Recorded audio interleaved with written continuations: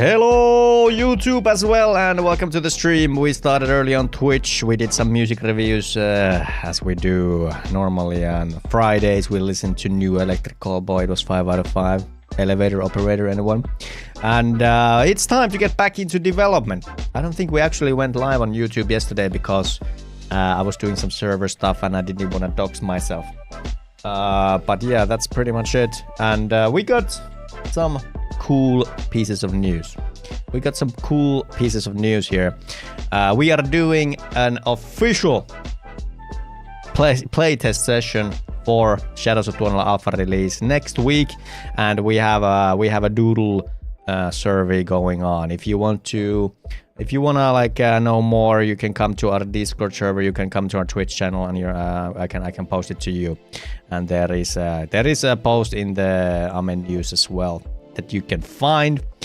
We've gotten quite a bit of people. We got quite a bit of people to vote. Really happy about that. The more the merrier.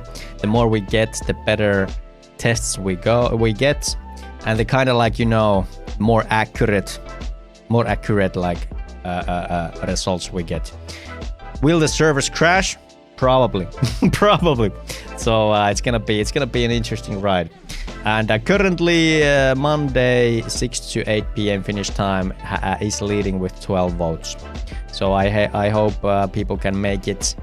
The last vote is still, or the last decision is yet to be determined. And obviously I have the rights. I have the rights to change it if I want to. The 6 to 8 is not perfect for me, but I think we can make it. I think we can make it happen. Hey, Fatigue with 30 more biddies. I raise you the Coca-Cola. Sugar, of course. Hey, how's Fatigue doing? And by the way, you didn't tell me about your living conditions. So are you living in these old wooden houses? So we in Finland, we have this thing called rintamamiestalo. And what does this mean? It's basically like this house. I hate that it goes under my chat. So it's basically this wooden house that you can see everywhere in Finland.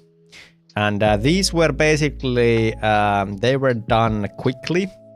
I think they were built after Second World War when we lost Karelia. So we lost a big chunk of our geographical area to Russia as a peace, basically as a peace negotiation, well, whatever. We lost it because of our wars in the Second World War. And basically a lot of Finnish people from Karelia and the border had to move and need to be relocated basically. And that's when we built these rintamamiestalo, which translates roughly to, you know, like how would you say it? It's kind of like a war men house. Something like that. It's like army men house. So these were built fast or all around Finland to relocate a lot of people who were in the war and were in the Karelia. And these kinds of houses were mainly heated by wood. And I actually was born in one of these, and I lived in one of these for all my childhood and all my youthhood as well. And I guess a lot of Finnish people did grow up in one of these as well. And yeah, like I said, they were like built fast, and that means that they got moldy. They got moldy, ladies and gentlemen. And that's why I've got asthma and all my different conditions as well. Yeah, they are moldy. This looks very much like our... Like, this looks so much as my home from Kajaani that it actually makes me wonder if this is my home.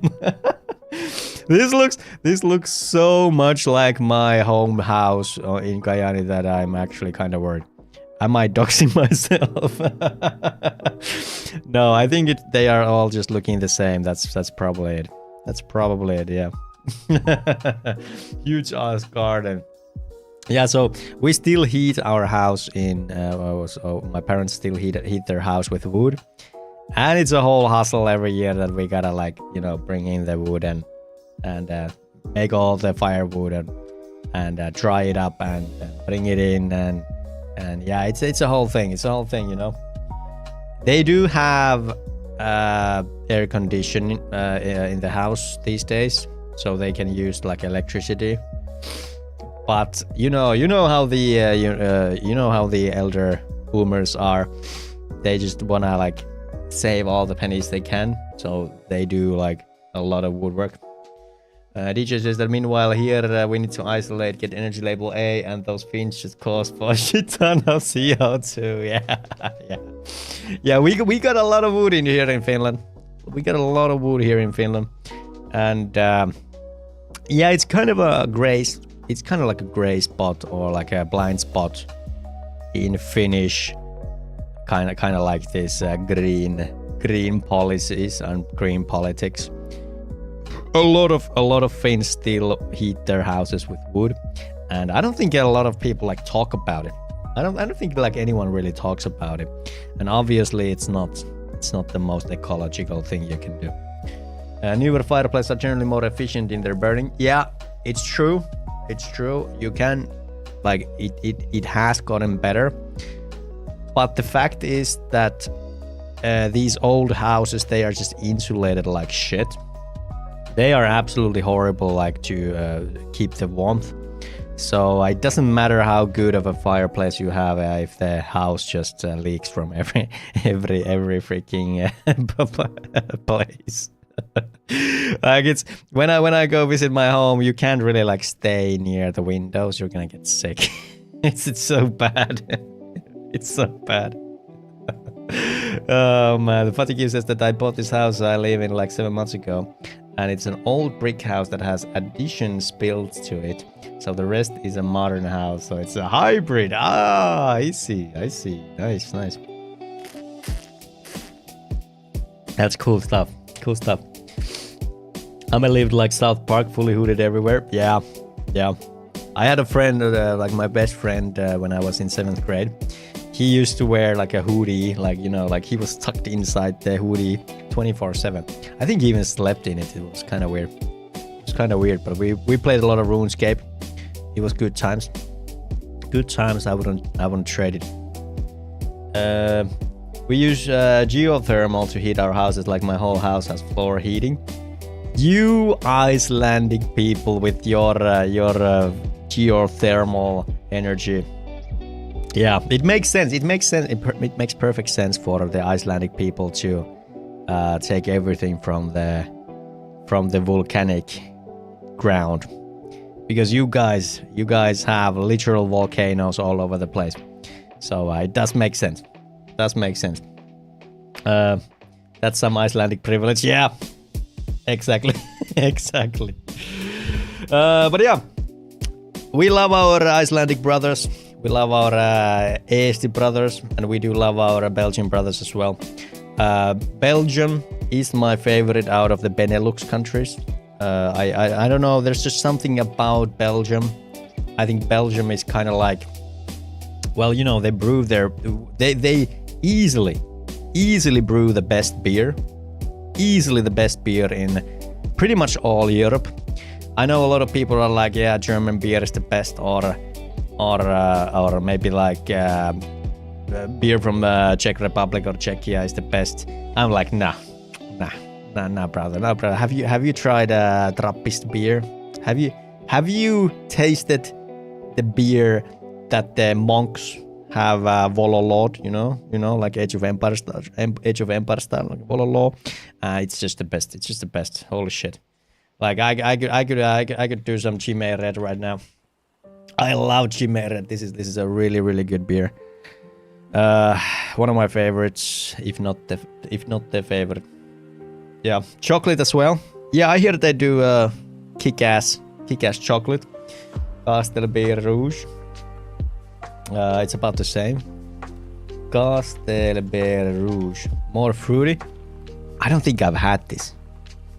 This is something some of the Belgian, especially the Belgian beer breweries do. They have this weird kind of it looks like cough syrup. The bottle is like unlike like you've seen anywhere else.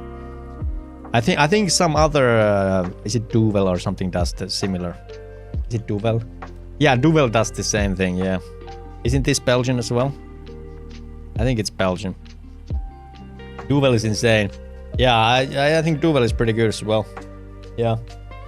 Fatigue said, Wololo, damn, that triggered some nostalgic memories. Yeah. But yeah, Belgium, underrated. I would love to visit someday. I don't know where I would go though, because I'm not that kind of guy that likes to go to capital cities. And I don't know if Brussels is the way to go. What do you think, DJ? We've got around 1,300 different beers. Oh my god. Brussels suck. I work there. Yeah. I don't necessarily want to go to Brussels. Yeah, but I don't know. Like, where should I go? Brugge. Brugge is probably better. Okay. If you like nature, the Ardennes. Ardennes. Oh. We got a river going. We got this valley. There seems to be some sort of castle. That's pretty cool. I've never heard of the Ardennes. Nice. Brugge. Oh, whoa. That looks fire. That looks absolute fire. How come I've never heard of a Brugge? That is an absolute beauty. Look at these townhouses. I love this look. I really need to visit Brugge. Where is this? Like, Belgium is like geographically speaking, a small country, so you can probably like get by fairly easy. So how do you get there? It's in the west near the coast. Brugge. This is not it. Oh, it was it. So it's there. So we have Antwerp, and then it's Brussels is there. We call it Brussels, by the way. This is Finnish Google Maps. So Brugge is just Brugge, all right? It is really interesting how the area, how the borders go. Really interesting. High five! Whoppa! How are you? High five. Good to see you, man. Really interesting. It looks like some sort of a sword or something. I don't know. Maybe it's a pylon from StarCraft 2, you know. Cool stuff. Brugge. Sounds like Swedish. Brugge. Yeah, titta på Brugge. Ah, nice. That's a cool looking church right there. What is it? What is she looking at? What are you looking at? Brugs may be a derivation of the Old Norse word Pierre or Landpoid, Brugja, or from Germanic Brugja, which has a similar meaning. Booyah, Grandma! Let's freaking go! Welcome, you beautiful people. How did the stream go? Hey, let's do a shout out. It's the least we can do for our friend Booyah Grandma. I always struggle with this. It has an odd number of M's. I got it right. Let's go. Hey, welcome everyone. My name is Ame. I am a Finnish developer. We do games here. And we are really close to releasing our alpha version. So we've been doing this for roughly speaking 5 months, and I'm really happy where we are right now. I can let me show you. Why would I yap when I can show? Was pretty good, thanks, says Booyah Grandma. It's an even number of M's. I know. But it's more like unexpected numbers of M's, you know. All right, let's name ourselves Booyah Fanboy. All right. So here is the game. Here's the game, and I have invented a new genre. I know it's a little bit cheesy. It's a little bit maybe cringy. Let's not talk about it. But I've invented a new genre. It's called the Wilderness Simulator.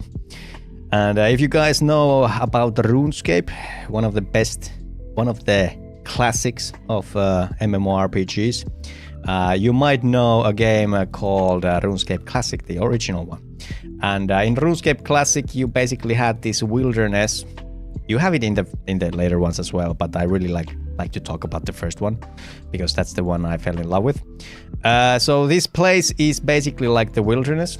So it's going to be PvP free for all, kind of like this everyone tries to kill each other and loot each other kind of thing. And the point of the game is to be the best in the wilderness. We call it TUONELA. TUONELA is Finnish word for Finnish hell. And basically you're gonna be fighting there, you're gonna be looting, you're gonna gain rating, and once you get once you get a little bit stressed out, you can come back to the chill area, and you can craft, you can farm some NPCs and stuff like that. Yeah. Let's go. Hey, we're gonna follow Bruce Malt. How's it going? All right, let's equip some gear. Maybe we'll do black robe, cyan sword, or maybe we'll do a red robe. Yeah, let's do red robe, and we're just gonna like gank these guys. Ooh, easy. So yeah, this is gonna be a fully multiplayer game, and we've been really struggling with the multiplayer. Let me just be honest with you. It's been quite a difficult ride, but we're like slowly getting there, and we're gonna do a public playtest session next week. So that's where we are at right now, guys. Thank you for dropping by. Yeah. So what happened in Booyah's stream today? What did you guys do? Did you advance? Did you get anything done? Nakuyi is here. Mr. Mard is here. Let's see who else came to say hi. We have Booyah Grandma himself and Sketchy Wolf. And we had Kilika Beats. Let's go. Hey, nice to meet you all. So I'm a Finnish developer. I've been doing Unity for how many years now? A little bit more than 2 years. I am employed to a local gaming company, but I got laid off in the fall, so I've been basically doing my own thing ever since. And I got high hopes for this game. It's kind of like my dream project. It's one of those things that you really want to do for yourself. I just really want to bring back that old RuneScape Classic kind of like 3-hit combat. Those who played the original RuneScape Classic knows what I'm talking about. It had a feeling unlike anything else like that was released ever since. So that's why I'm bringing it back. So if you fight against these mobs, for example, these are the hardest mobs you have in the game right now. You can like only flee after you've hit 3 times. So it creates this like super intense dynamic where you're like worrying about, okay, so how much are these people gonna hit? And I can only like run away after certain amounts of hits. And yeah, it's a cool thing, really. Did they call them the Wildies? Mr. Mardem asks. Maybe, because here's the thing, Mr. Mard, is that when I played RuneScape Classic, I was a kid, so I'm born 92, which means that I was like 10. I was like 10 to 12 years when I played RuneScape Classic. And my English, I think it was better than, like a lot better than kids my age. But still, I was, like a kid from Finland. They actually used to dub the series and the movies back in my like childhood. So we didn't necessarily have subtitles in Hollywood movies. We had dubbed voice lines and whatnot. So we didn't really learn English all that efficiently, but we made it. We made it after like years of playing. we are a generation who learned English by playing video games. Yep, that's it. All right, Booyah Grandma is writing. Let's read what Booyah has to say. Fleshing out a new ski slope with decorations and vegetation. Nice. That sounds good. I gotta drop by someday again. I've been lurking in your streams. I've been lurking there. And once I came to say hi, but you guys were so focused. I didn't get a hi back, so I was a little hurt. But I think we can get past it now. I didn't respond. Yeah, I know. It was a heartbreaking moment, you know. I came and I wrote something like, "Hey, what are we doing here?" Wow, what an ass. Hey, I know what it is. Like once you become a streamer, you also become very selective in your vision. Yeah, I've noticed this in my own career. Is that I literally I just can't see some of the comments. They just don't register. I'm staring at the chat and I don't see some of the messages. It's not personal. It's just a condition we streamers have. Just try to understand and give us some slack, you know. Sometimes they just don't register at all. And I noticed this when I watch. I've seen some of my VODs during the years I've been doing this, and I'm just seeing all these messages that I've never registered in when they happened, and it's the weirdest thing. No, I'm a user's hater. Stop lying. Yeah, or maybe that. Yeah, or maybe it's just a particular people, you know, your brain trying to hide and censor the people you don't want to hear about or something. Oh yeah, elite open world PvP. We pretended small survivors was Rocket League. All right, good times. I got scammed for the first time on RuneScape. Exactly. Me too, Mr. Mart. How did you get scammed? Because I remember my first experience being scammed in RuneScape Classic. So I was a 10-year-old birdie. You know, I was innocent, blue-eyed.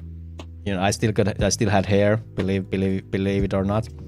And basically, I remember I was farming these mage guys near the Varrock. You know, the ruins where there's the Demon Slayer quest, or there's the Red Tree Demon, and there's the robed guys, the wizards or whatnot. I was farming those, and then this guy came, and he was like, "Hey, you know, I figured out a cheat code. I figured out a cheat code that you can get I don't know what he was talking about. Maybe it was money or infinite chaos runes or something like that." I was 10-year-old me, yeah, let's fucking go, let's go. How do you do it? And then he started spewing some instructions. So he was okay, so first you press P on your chat or on your keyboard, then you press O plus U, and then you press space, and then you change your name to scammed. And then you change your password, which you could do in the UX. You had an UI within the game where you could change your password. So he was then you change your password to go, I got scammed. And then you press Alt F4. And I literally followed that to the heart. I was yeah, okay, I'm gonna get all this money. So I changed my password. I Alt F4. Then I'm what did I do? 10-year-old Ame just heartbroken, losing my crap. I didn't have shit, I know that.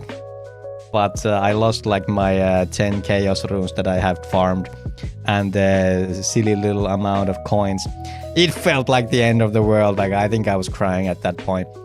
And yeah, internet, internet just you know, it hits you. It hits you differently. Oh man, so Mr. Mart knows what I'm talking about. Oh damn, yeah.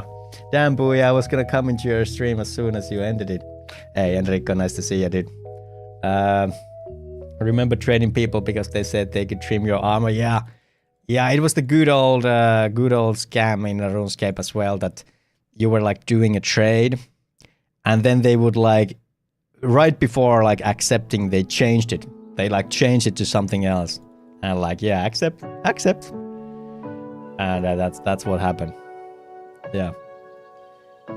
But yeah, this is the game we've been building. It's kind of like my dream project, bringing back that classic PvP with a new kind of twist. And I'm really happy where the game is right now. We're gonna test it out with a bunch of people next week. If you guys are interested in that, I have a doodle survey. Let's see what it is. It's over here. So if you wanna like. If you want to help us out, test the game out, have a little fun next week, there's a poll. There's a poll. Rune scheme to myth one, yeah, something like that. Something like that. I never really played RuneScape, but I do know there were a lot of scams, yeah. It was literally like the start of everything. It was the beginning of everything. Yeah. RuneScape Classic, I think it was one of the like first like really big MMOs. Obviously there were some before that. I think there were like Ultima Online. There was EverQuest, I believe. I think I tested both of those out back in the day. But I really got into RuneScape. I just liked how it looked. EverQuest, yeah, EverQuest was pretty big. Definitely. EverQuest, I used to play that with my dad. Mr. Mod says that I got scammed because I had an extra account that someone else wanted to use. They said they didn't want to know how to set up their own. No! So I gave them the password, but it was also the password to my main account. That is so sad. Oh man. But hey, you know what? We became smarter, I hope. We became smarter, like we literally grew up with the internet, and we saw the beauty and the sincerity of it, and also the ugliness of it. Like bitches we grew up in the internet, all right? We know all about it. Now I scanned Mr. Mart just this week with the same technique. Yeah, so we're not talking about like decades old of experiences. This happened last week. This happened just like a couple of days back. So I really want to, like, what did EverQuest even look like? What did it look like? I can't. So the EverQuest.com still it's still out there. According to Wikipedia, Finnish Wikipedia, it was developed by Verant Interactive. It released 1999. All right, I really want to say like gameplay. What does it like look like? Because I don't remember. Hi guys, this is Omer from. Hey. All right, so you can do a character. You got a lot of different, you know, these. A lot of choices. A lot of choices. Nice. Ooh, this looks so like. You know, this looks so engineered. I love it. I love it. Like these are the good old days when you know, we didn't have artists. we didn't have artists, you know, making everything pretty. We had engineers.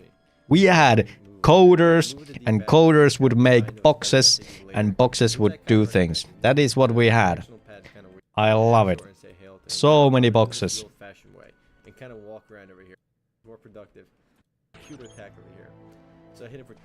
So the game probably looks different than what it did back in the day, right? This is 14 years old. Okay, so we're not talking about like a new video, but did it look like this back in the day? Maybe RuneScape is why I went to cybersecurity at 20-year-old crutch. No, that's high res. Yeah, I thought so too. Like, there's no way the game looked like this in 1999. There's no way. So yeah, this was really big. Then we had Ultima Online, which I tried, and I didn't get into it some reason. I don't know why, but it was like this isometric camera as well. Fairly similar to something like Hellbreath. Do you guys remember? Does anyone remember a game called Hellbreath? Because I was a big fan. I was a big fan of Hellbreath, and I don't hear anyone talk about it. Not one person has talked about Hellbreath. It wasn't probably that big of a deal for many. But yeah, didn't Ultima original creator scam his fans on Kickstarter? Damn, that's kind of deep. But yeah, this was Ultima Online. When did this come out? Ultima Online. When did you come out? You came out 1997, so it was even before EverQuest. Cool. So what about I remember PewDiePie talked about some of the MMO he used to play. What was it called? Do you guys remember it? It was Tibia? Was it Tibia? Because I never knew about Tibia game, but I think he played that. So it was released 1997 as well. So this was one of the early ones as well. Yeah. A dinner time. Have a good one. Hey, thank you so much for the raid, booyah. And I hope I can return the favor sometimes. All right. Hey, take care and have a good dinner. Have a good dinner. By the way, all the wonderful people from Booyah Grandma, where are you guys from? Where are you guys from? It's one of those things that always interests me. I am a kind of a geography nerd, so that's what I wanna hear. I wanna hear Club Penguin, Habbo Hotel. Oh my God, we gotta talk about Habbo Hotel. So I think Habbo Hotel is I think it's a Finnish. I think it's a Finnish game. Sulake Oy. Yeah, that sounds like Finnish, all right. It's a Finnish company established 2000. And yeah, Habbo Hotel, I think it was, in English, it was something different. What was it called in English? It's like Habbo.fi. What was it called? What was it called in English? Huh. We used Habbo Hotel, so you just called it. Okay, so here are all the like different domains. So I think it was just Habbo. Yeah, that's basically it.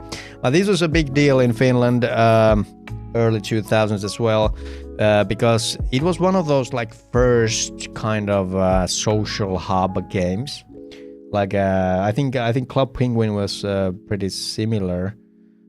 So in Habbo Hotel, what you basically had is that you had this avatar, kind of like a sim in Sims games, and you just you could dress him up however you wanted, and you had this own room. So you had your own room, and the thing is that you kind of like there were different ways to get furniture, and I never like spent a dime. I assume you could like buy with real money to buy the stuff into your room and make the room bigger or whatnot.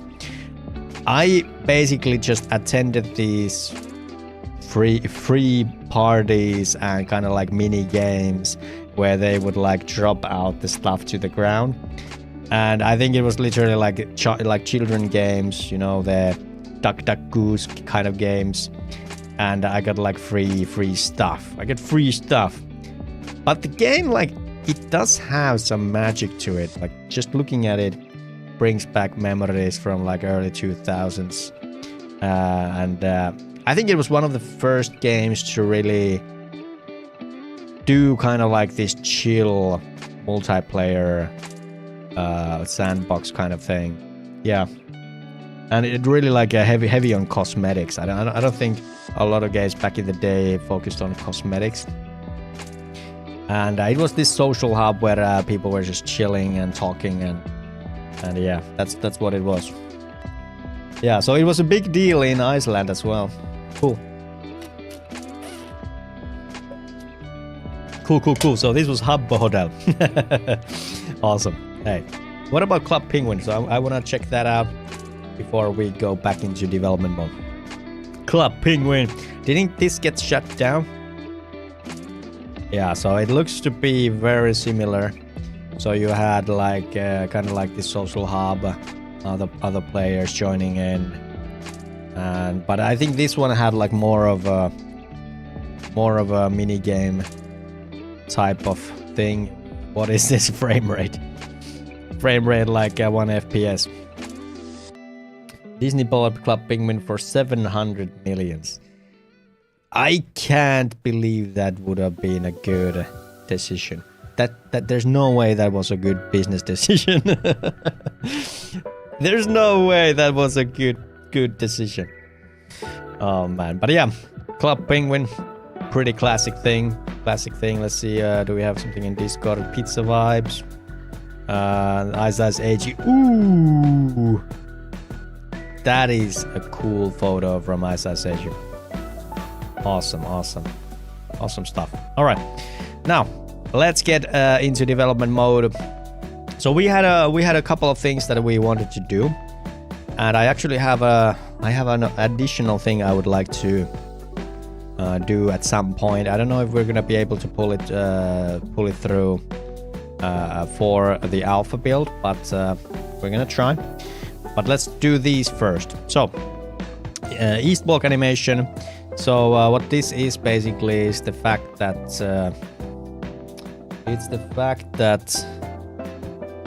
when you are clicking,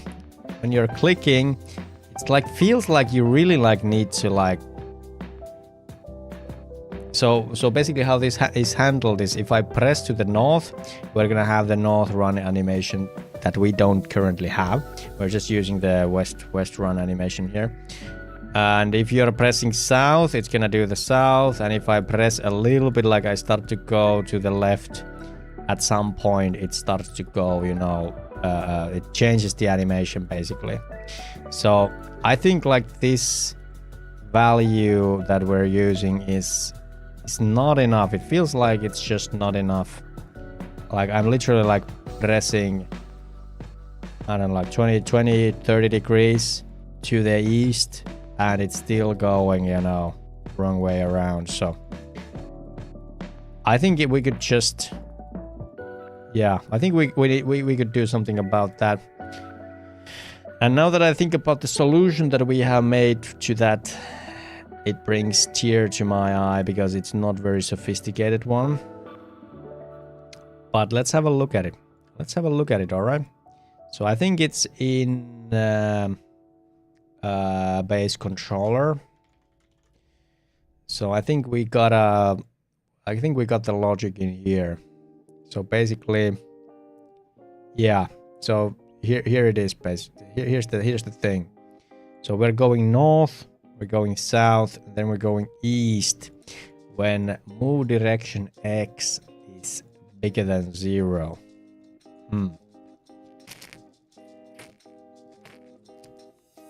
Yeah. So let's do some debug logging here.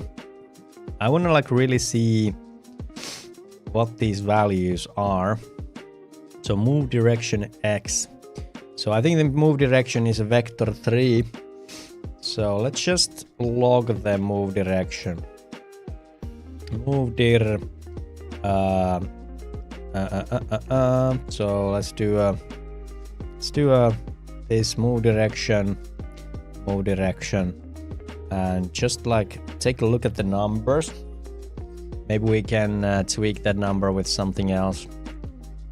I think it's probably gonna be all right once we add the north running animation. Like it just looks worse because we're using the west running animation for the north, so it really like starts to bug with your eye when you're going like to the east, and you're kind of like moonwalking at that point. So I think it's just I think it's probably because of that. Okay, so I'm pressing to the north, and when I press north, we have X is pretty much 0, and there's different values there as well. And then when I press here, we are growing on the X, and you literally gotta go all the way. No, wait, is it X? Is it actually X? What? So I'm going to... Oh, we're collapsing. That's why it looks so weird. We're collapsing, so let's do that. So I'm pressing north. It's 0. It grows all the way to like 0.7 or something. Like what? Going east when X is bigger than 0. Going north when Z is bigger than 0. So Z is obviously the third value. So Z is bigger than 0. Right, so now it's like 1. When I press here. Huh. Yeah, I don't know about that.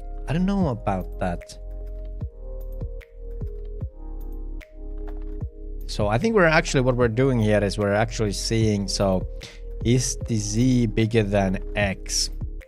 And if the Z is bigger than X, then we are just doing, you know, north or south. Yeah. And we're basically going here only when this is in true. And the Z, the X, yeah. So I think the issue here is going to be that we are going to be inside here most of the time. Ask GPT to make it better and compact.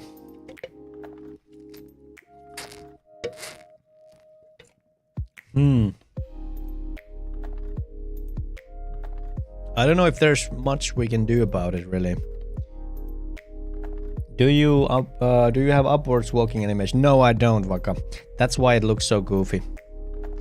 Like, imagine if I had like a north running animation here, and it would be like doing the north running animation basically from, like, it would be 90 degrees or even more on the north. I think it would be fine. But now, because we're using the... Yeah, looks kind of goofy.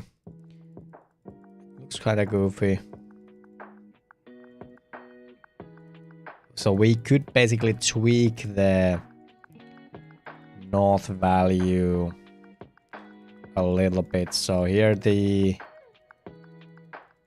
C is like 0.5. Shage is here, good day.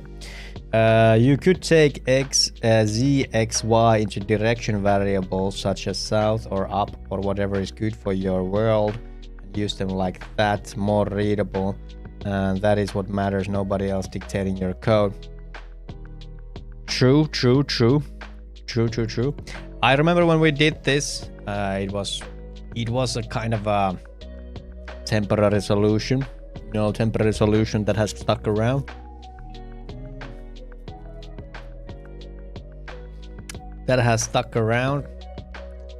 Z is bigger than X. Yeah. I don't know. This is one of those things that kind of, they only really suck because of the one animation that's missing. Yeah, because all of these would be running north. I wonder, like, the only thing that I could really do is change to the east animation a little bit earlier, so you wouldn't be moonwalking as hard. That's like all there is to it really at this point. And the way you do that is, I think you gotta change this basically this if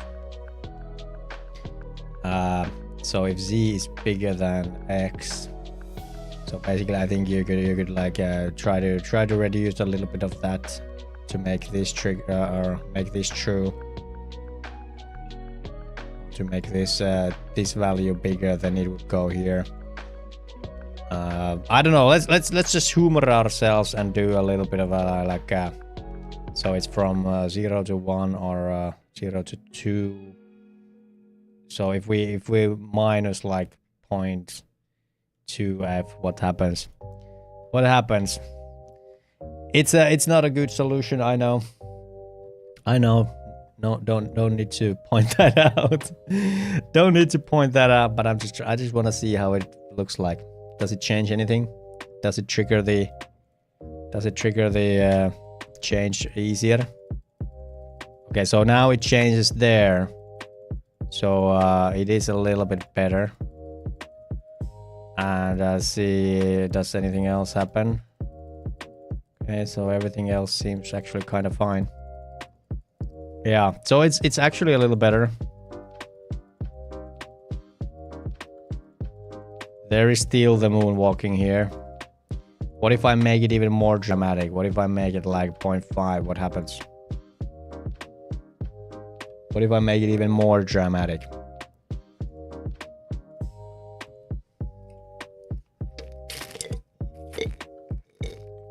How's Shaggy doing? Are you still sick? All right, so now we are changing at this point, so that's actually like more like it. Yeah, so that doesn't change.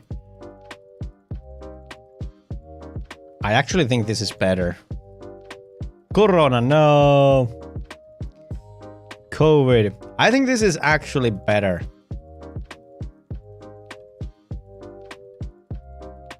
I think this is better. So I think I'm just gonna go with that. I'm gonna change this magic number into something like let's change it to something like private float. This is gonna be called because we're missing north running animation offset.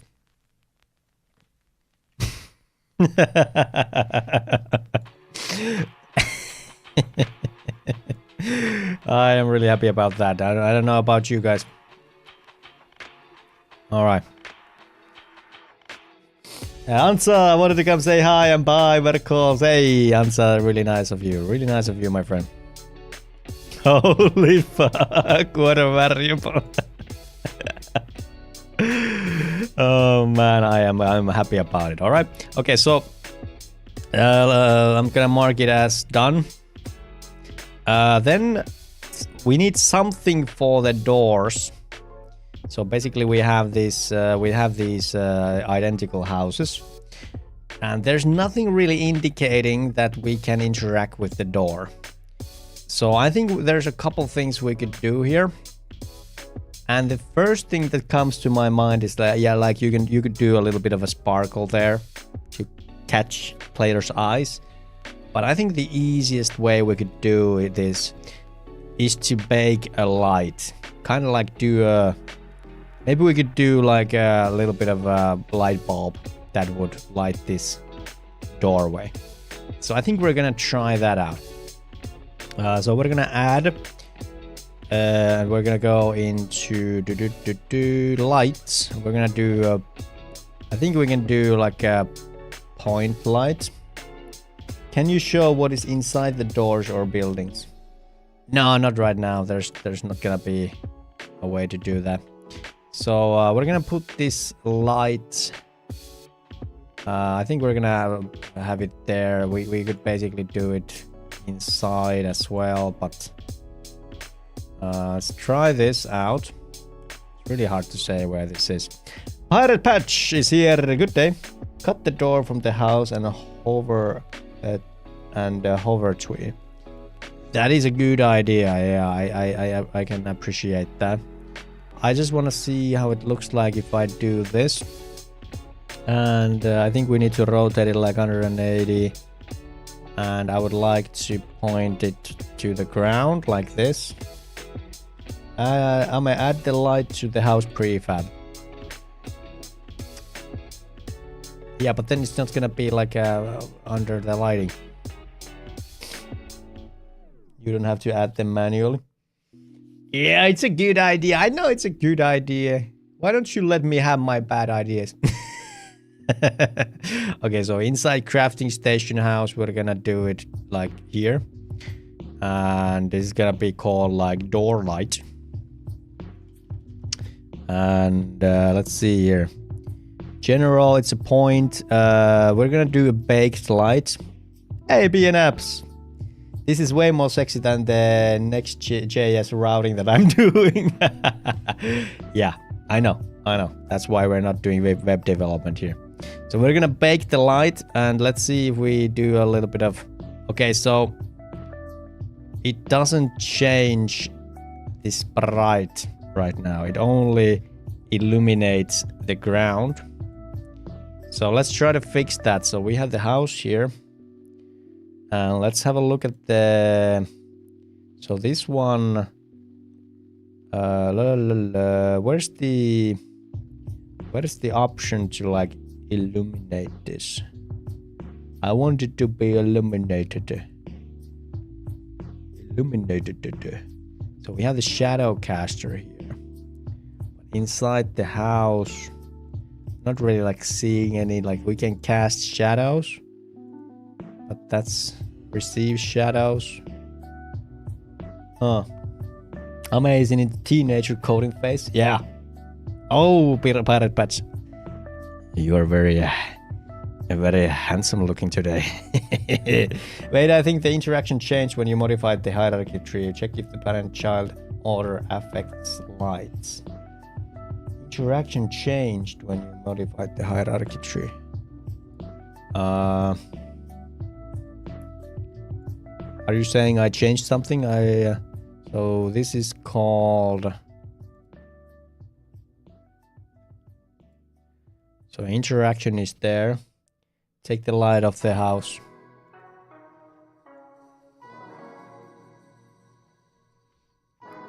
Okay, now it's back in the lighting. Rain.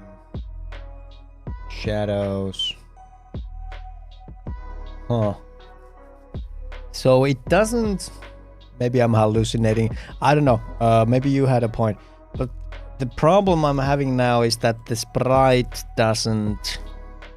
It doesn't illuminate. It doesn't receive light. And the reason for that is that it doesn't have the shader on it. So I kinda do need to take the door off. I think that's that's probably the way to go if I want to do it like this. So let's try to take the door away, all right? Let's try to take the door away. So what we're gonna do is... I think we can go to this house sprite editor. And we can do another version of this. So how do you do it? Like, is it like if I move this? I think we can like create a new. We can create like a new. I'm not sure if this is creating new or if this is just doing the same thing. You can make an empty game object and have the light and house inside. Interesting. So is this gonna be a new? I don't think this is gonna be new. So let's take this away. So how do you do a new sprite?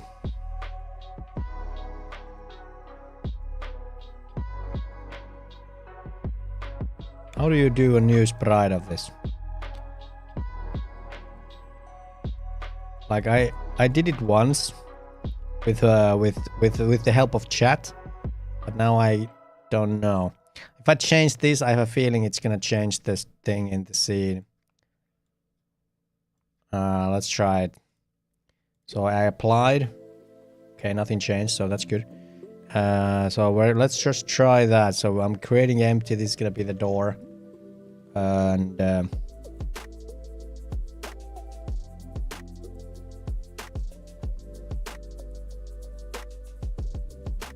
nothing happened inside here for some reason. I think I'm supposed to have like 2 of these. Custom normalized.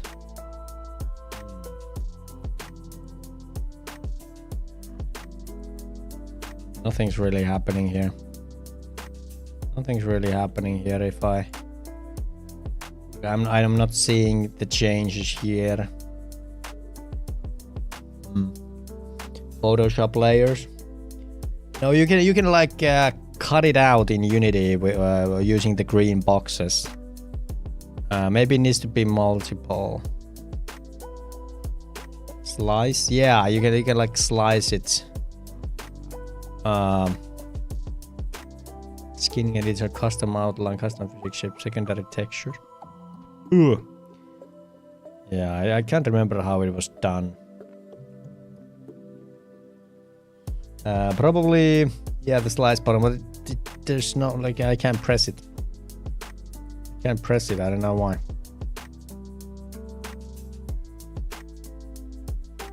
It doesn't let me. It doesn't let me. It doesn't let me, guys. Probably the right way would be to use atlases and then take cuts from one file, but an easy way is to copy the sprite in your folder and then do a cut into that file. Yeah, let's do that. Okay, so I'm gonna copy this and then we're gonna try again. So this is the thing where we have cut, but obviously it doesn't cut it like that. So let's try changing the... Can we do something else about this? Custom outline. Custom physics shape. Huh. All right. I need to Google this shit. Unity slicing sprite. How do you slice? Slicing a sprite. Set the sprite to multiple. That's probably it. That's probably the reason. I think it's the fact that we had it on single mode. So let's see here. Can we? Okay, so now we can do another one of these. Yeah. So let's try this. I'm just cutting off the door, something like that, and the pivot is gonna be there. It doesn't probably matter. And we're just gonna slice this bad boy up. Okay, what happened? Hey, there it is. There it is. We have a door. We have a door. Now let's try to do a sprite renderer here and have that in here. Would you look at that, guys? Now we can like we can take it off. So what I'm gonna do is I'm just gonna like ever so slightly have it on on top, and we can now add the custom shader to this. Yeah, the audio layer needs to be I don't know if it's 1 is enough. No, what is the layer on the house? So it's 10 on player layer. All right. And I think I can do the material somewhere. This and material seems to be broken here. Shadowlet. Okay, that one isn't broken.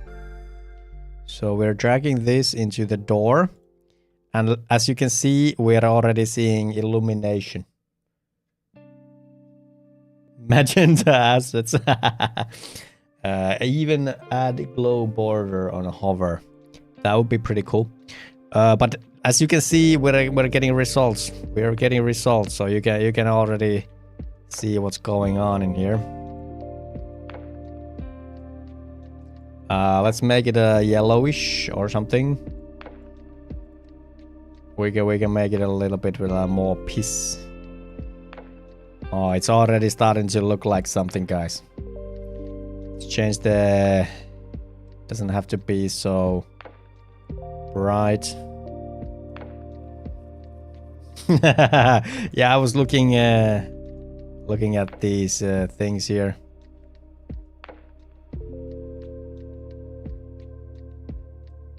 So I'm kind of like, I kind of want to do it so that it looks like there's light coming from inside. I don't know where it would be the best place. Maybe here on top. Maybe here on top. Would it look good if you would bring the door more forward? Maybe brings a bit of the 3D feeling. Yeah, I think we could try it so that we kind of like try to open it just a bit. Let's try that, alright? So what I'm gonna do is I'm gonna change the pivot into this corner here. And I think what that enables us to do is we could like rotate it, you know? Not that one. Like so. We could like rotate it just a bit. And now that I think about it, like, yeah, this would kind of like give it a 3D feeling because it kind of is. Let's see if I rotate it a little bit more. And now I actually like don't want to do this. Maybe we'll do back the sprite. What is it like? Sprite's default, and we actually like do it one more time here. Hey, Blechman is here. Yeah, let's do more doors. So we're gonna do one more door, guys. I think we need another door. So this is the door open, and then we need to we do door illuminated. Door illuminated, and this is gonna be the one behind.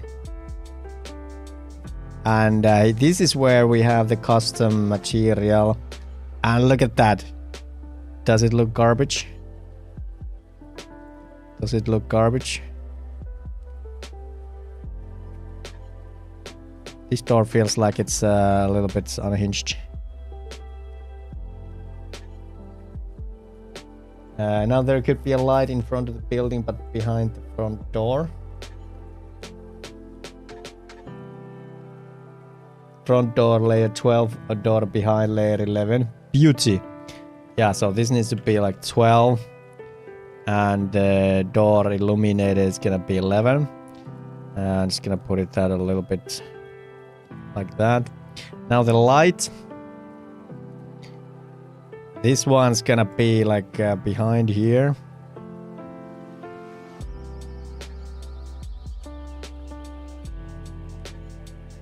Just to make it a little bit interesting. Maybe it could be like... It's a point. What if it's directional now? Area. No. Spots. I think the point was looking best. Like, I think that's pretty cool. I think it's pretty cool. Like now I think it definitely gives it a little bit of a vibe like, hey, there might be something to this. There might be something to this, you know? So now it has door light, door open, door illuminated. It's a baked light, so it's not gonna be heavy. Let's look at the interaction. So is the interaction kind of like... so it's now at the wrong place. So let's fix that. Let's fix that. So the interaction is there. It is still there. It could be just the door, but yeah. Gonna make it a little bit tighter. Maybe have the Z a bit thicker. A bit thicker. All right. I think we're there, guys. So that's gonna be it. Let's see how it feels like in the game.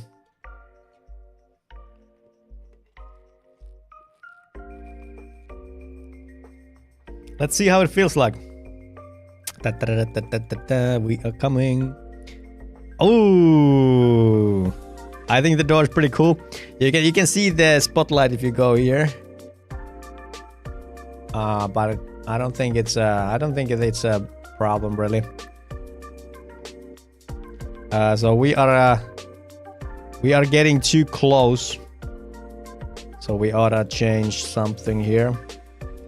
We can kind of go behind because we are layer 10. So that's not right.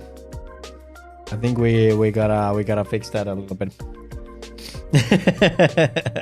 I installed Unity multiplayer play mode yesterday and tried it out. It can launch multiple editor windows with console. Seemed to be pretty good for yeah, we're gonna switch to that for the beta 100%. Too many layers, yeah.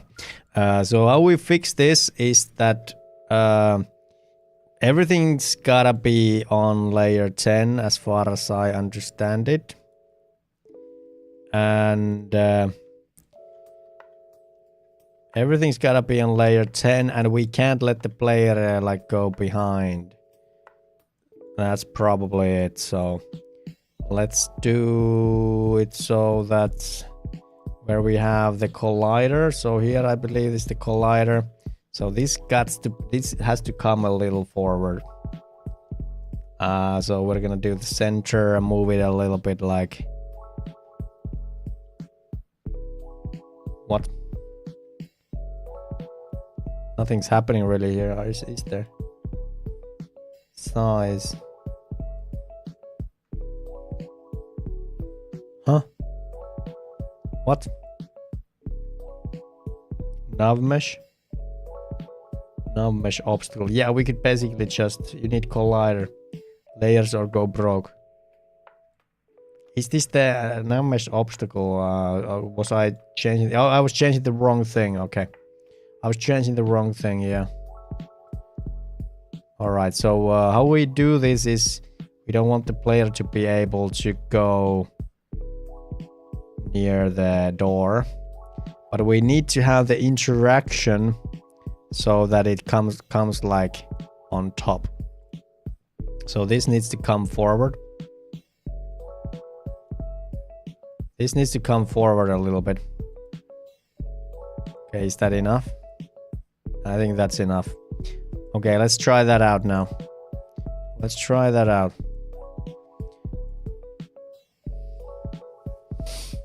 These paper assets in 3D world is a bitch when it comes to the layers. It's a bitch. It's a bitch. All right. So how close can we get now? All right. So it does look like we are still getting fairly close. We're getting fairly close. Maybe we shouldn't get that close. The interaction still works, so that's nice.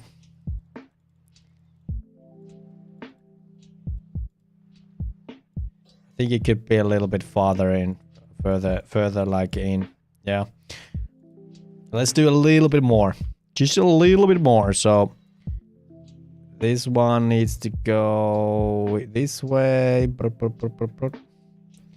and then the interaction needs to go a little bit like that.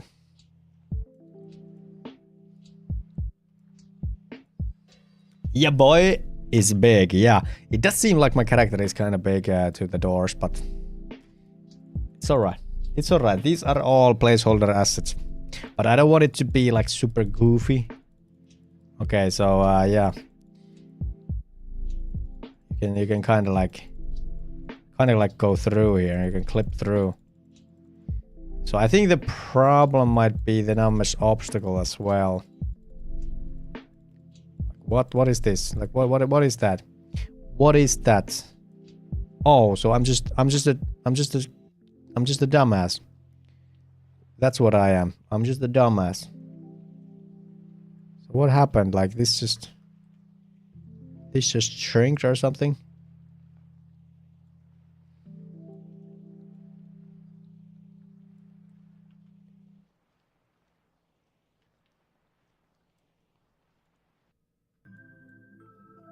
Goblins are building inside the houses. Yeah, boy is ducking. Probably resize the house, but not collider at some point. Yeah, something like that, yeah. Okay, so I think that would work. Pastori Pela! That's a awesome nickname, by the way. Moresta, mitä kuuluu? Is the artwork representative of the final style, or what is your vision for it? Cheers from Oulu. Hey! Another fellow Oulu person, let's go. Ei muuta kuin moikat vaan tänne Ouluun. Metsikin on täältä Oulusta. Yeah, so the art style is gonna be like this. These assets, not necessarily. So my character is final as far as I know. So we're not gonna be changing the character. We are going to change some of the animations. For example, we don't have any north animation, and I did the east animation, so it looks like he's cross-country skiing. I also did the combat animations, which means that they look kind of goofy. Yeah, the art style is going to be this Don't Starve-ish, paper-like, cartoony look. So yeah, this is definitely how it's gonna be. I think we ought to do. So we're still kind of clipping through here. Did we save it? Like what's going on? What's going on? What's going on? Is it because of the nav mesh obstacle? I'm not even seeing, like, where is the nav mesh? Where are you? Like, where are you? Let's have a look at the nav mesh surface. Alright, so show nav mesh. Alright, yeah, so that's not what you want. So let's move this bad boy Z value like so. So we don't want the player to be coming exactly like near it. Yeah, I think we've done something like to this. Feels like everything's just off. Feels like everything's just off. It needs to be bigger. Needs to be a tad bigger. Alright, that's more like it. That's pretty good. I think that'll work. That will work for us. And I think here we can actually see the colliders better as well now. Collider, the interaction needs to be on top. And then I wonder what that box is. There's some sort of box there. Is it the nav mesh?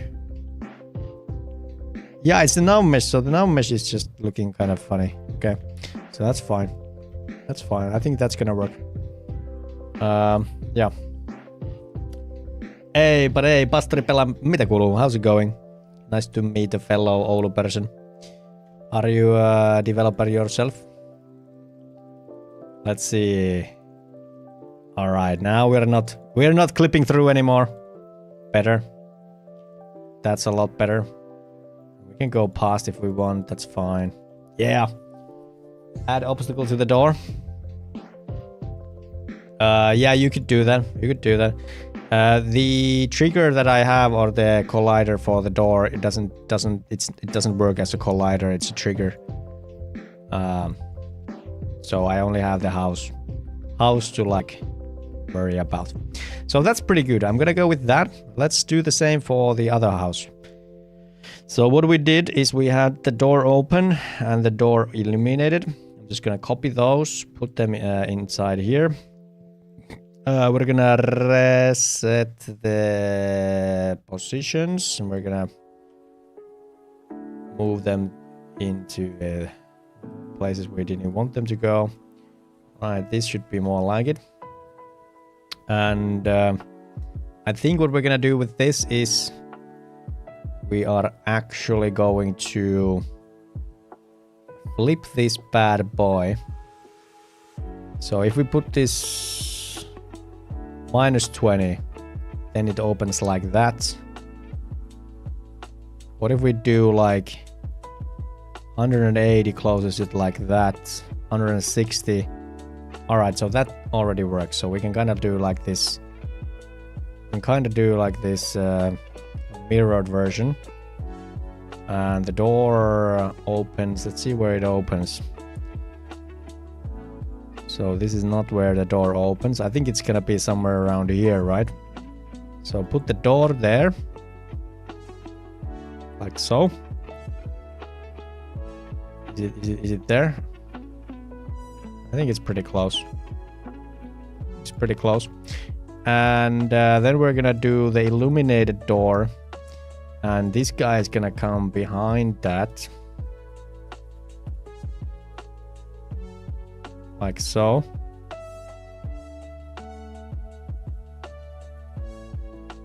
Alright. And then we're gonna do the light source as well. And it's gonna come inside here. Please go inside. Boom.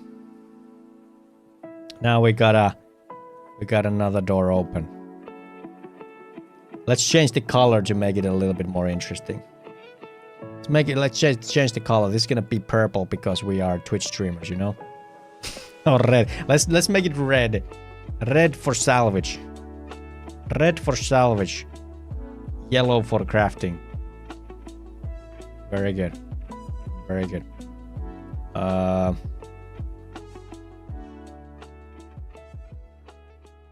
Alright.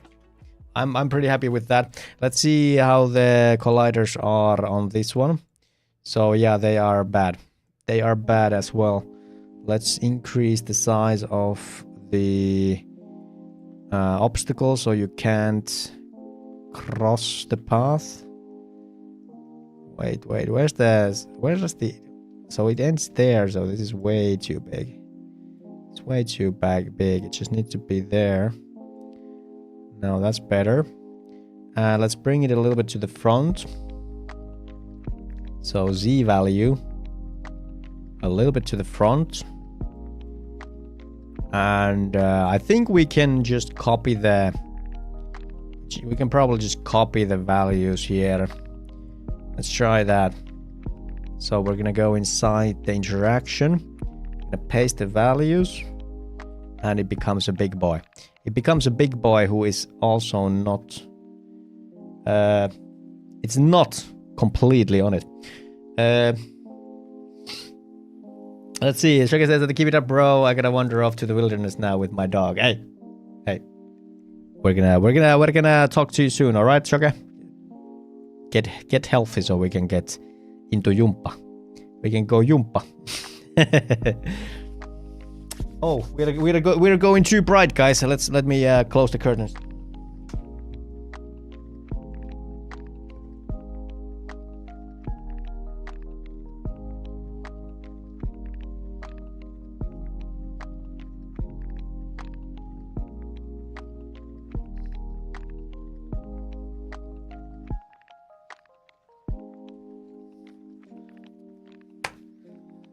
I don't know if that's any better. The light is so bright, I couldn't dim it perfectly. Alright, so we got that, so let's move this. So we need to change the center. That's more like it.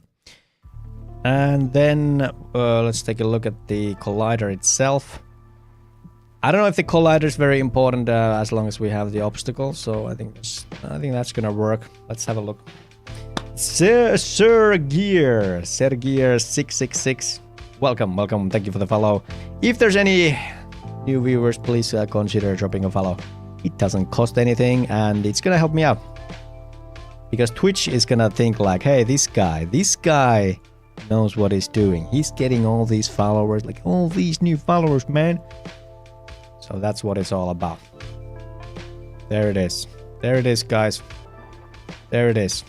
I'm happy with that. It brought some life to the marketplace. So now you have these two stations. That's awesome. Let's push these changes.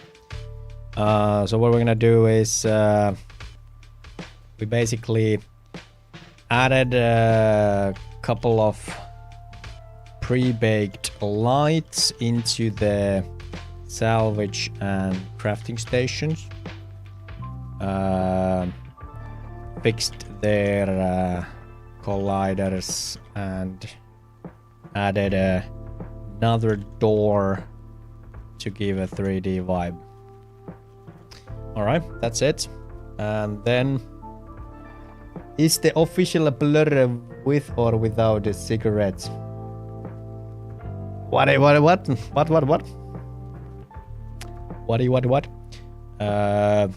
Introduced a meme-ish variable to make the animation, the character running animations match the move direction better.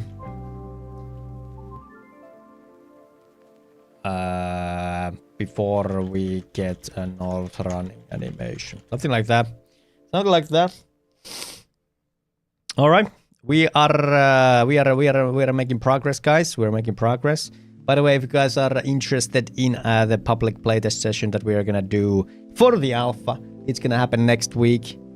Next week we're gonna do it, alright? And here is the doodle survey. Wait, what? Isn't blur finished? No, I don't think it is, man. I don't think it is. So here's the vote. We are gonna do it on Monday. Fairly sure. I'm fairly sure we're gonna do it on Monday. But I'm gonna keep the voting online for the weekend. And I'm gonna let you know when we do it. Okay, let's have a look at the... So we fixed that. We didn't add a particle effect into the doors, but we added a light, so I think that's pretty good. We gotta change the spawn point to the start. I am not 100% sure how we will do that, but we could look into that. This is very important. So materials are kind of disappearing when you salvage. That's a huge bug. And I think there's probably some multiplayer kind of like mishandling inside the salvage station. So let's have a look here. Let's have a look here, all right? So basically, when we are pressing salvage button, we're taking a look at the material requirements. Then we are checking if there's an item. Oh, hey, would you look at that? According to the internet, it is a finished thing. Anyways, does not seem like a norm then. What? So like, please, explain. I want to understand. So what is blur? What is blur? Like, what is it? Like, it might be a thing that I just don't know about. There's a lot of things I don't know about. Yeah, so I think what's happening here is that we're not actually doing this on server. Yeah, I think that's what it is. I think that's what it is. So we're not doing this on server. And I think that's basically it. So how about our crafting station? Does crafting station work? So I have a feeling maybe the crafting station doesn't work either. So when we are craft button pressed, handle item into inventory. Yeah. So I think we got a little bit of an issue here. I think we have a little bit of an issue here, don't we? So I think we're just gonna return here. So I think we need to do an RPC call. I just wonder, like, should it be so that the craft button pressed itself is an RPC call, or how would this work?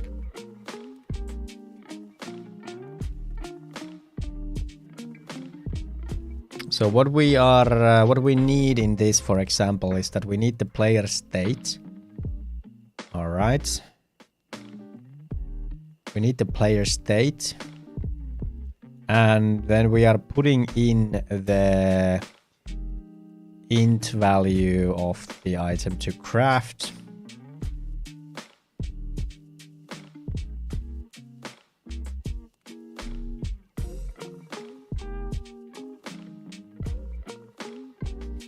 What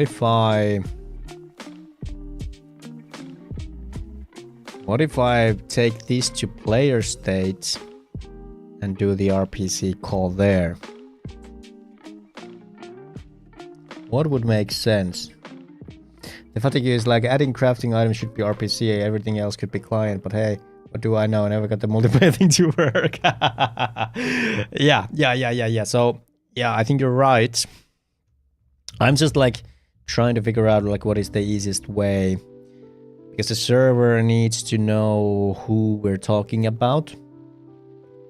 So I think what we could do is we could kind of take this back into the player state where the inventories are, and then do an RPC call there, which takes in the ID, and then the server is handling this. I think that makes sense, and it does need to do this as well. Yeah, I think that's basically what it is. So craft button pressed, so this is they're doing that. Blueprint item pressed, then we're gonna do that. Fatigue says that according to the internet it's a Finnish thing. According to Wiki, a drink consisting of coffee and a shot of hard liquor.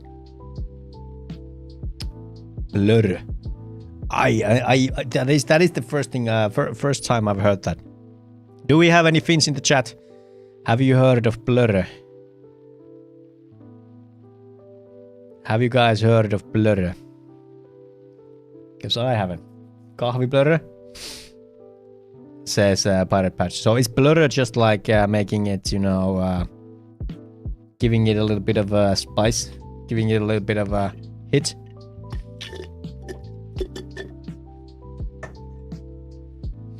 I think that's probably what's happening. All right, so I think what we're gonna do is we're gonna go into active player state and we're gonna do a little bit of a new thing here.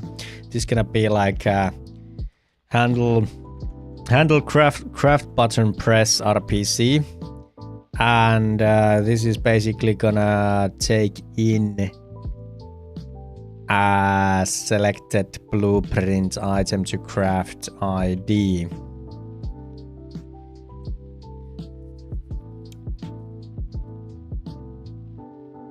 And I think it's also going to take in the primary material requirements. So these basically.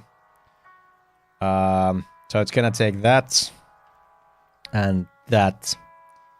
We're talking about 3 ints. I don't think that's too much. If you want to prevent cheating, trust nothing from clients. Yeah. It's true. It's true. We can always come back to this. I am not that, like, you know, it's not that serious right now. If somebody cheats on my alpha playtest, I'm fine with that.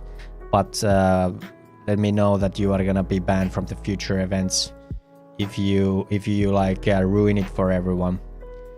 But let's see here. So basically, we're gonna do a new method here, and we're gonna do these things here, and we need the server RPC syntax. Not to yeah. There it is. I'm gonna take this to somewhere else. Let's do it like here. Yeah, Fatigue, I actually tried to do it, but I forgot about it and it didn't work the first time around. So we're doing int ID. So this is, let's change the name. So this is kind of like the item to craft ID.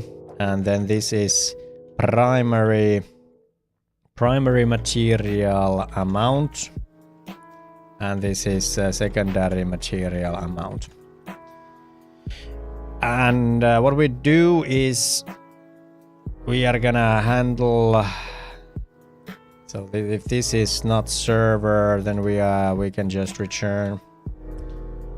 We are gonna handle add item adding into inventory, and this is gonna be this. Then we're gonna do the materials. And we're gonna just reduce this amount.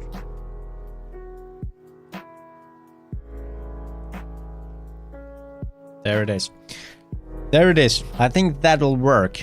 I think that'll actually work. Now we just gotta...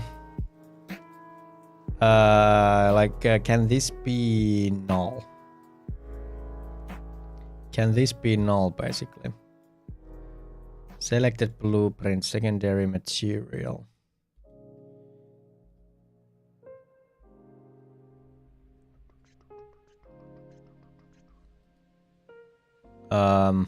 I wonder if that can be null.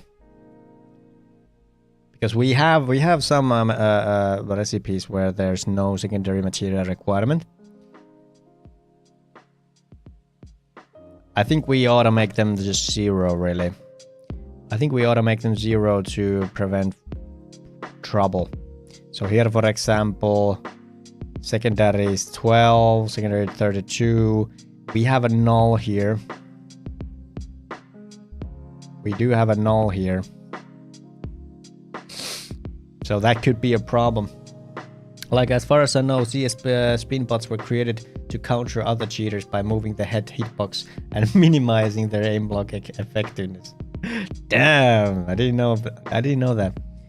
Bloody Android Studio builds the APK just fine without any warnings or errors, but the APK won't start. Yeah. Oh man, it's literally the worst thing in software engineering and development is that when you don't even like get to do anything, you're just like trying to debug some build or something. It's the freaking worst. It is the worst. So I'm thinking, like, what should we just... the amount is 0, but the item is null. So I guess the amount doesn't actually... I guess the amount is in null. Yeah. I guess this will actually work. I'm not sure. Let's give it a go, alright? But we need to do this same thing for the salvage station, so let's try that. So basically the salvage button press. Here we're gonna do the... so here are the halved amounts. And then we're gonna try to delete item RPC. Okay, so what do we need to do here?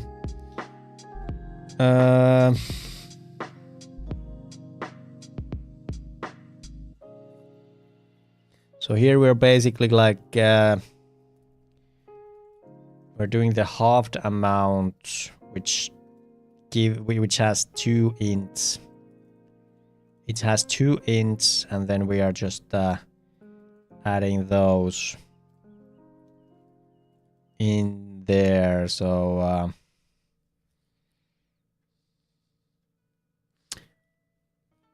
I think we ought to do this so that we send in...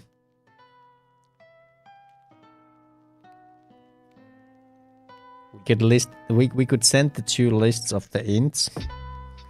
Or we could just send in one at a time. Do 2 calls. Do like an index and the amount. Let's do that. I think that's probably gonna be better. So, similar to the crafting station, we're gonna do this. So it's gonna be like handle salvaging RPC, and we're gonna send the ID. So we're actually doing this like one at a time. Yeah, we're doing that one at a time. Holy, 2 hours of casual Friday meeting at work. Oh man, I'm sorry. I'm sorry, my friend. Yeah, we actually gotta do lunch here as well. I'm gonna try to fix this, and then we're gonna do lunch. Oh man, so what was the freaking meeting about? Was it good? Because they rarely are. At least for developers, it's rarely good.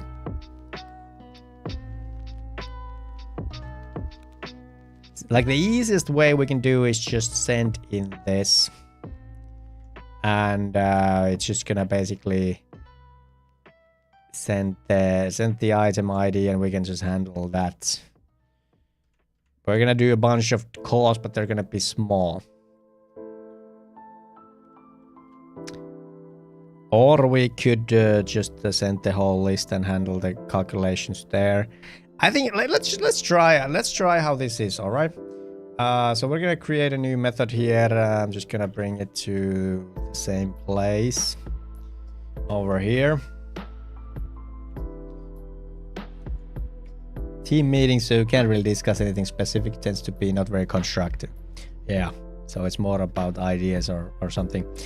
So here we're basically going into server and we're just gonna do the handle item adding into inventory, and we're gonna send in our item ID, and this is actually like I think this is like the material ID, really material item ID, right?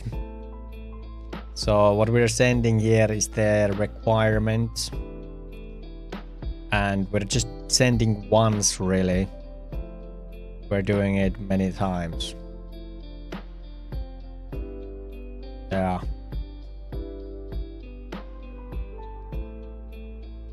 And this one doesn't work either.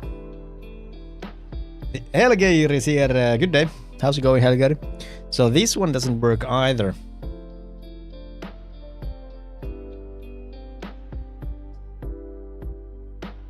I wish I could bill extra for meetings. So this one doesn't work either. So if inventory index. What?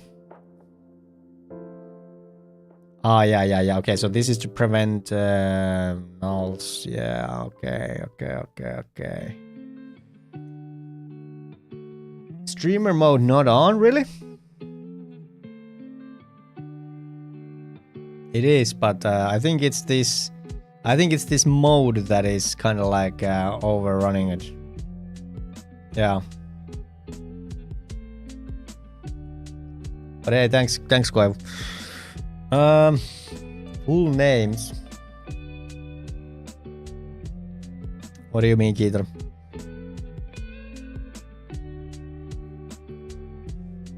Mine doesn't show. All right, that's a bummer. Pro Doxer. Where did I have full names?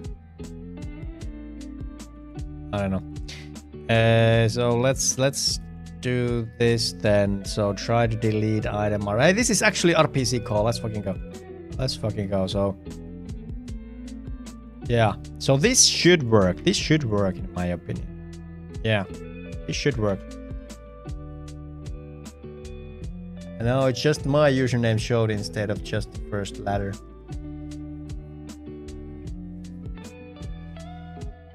Well, now,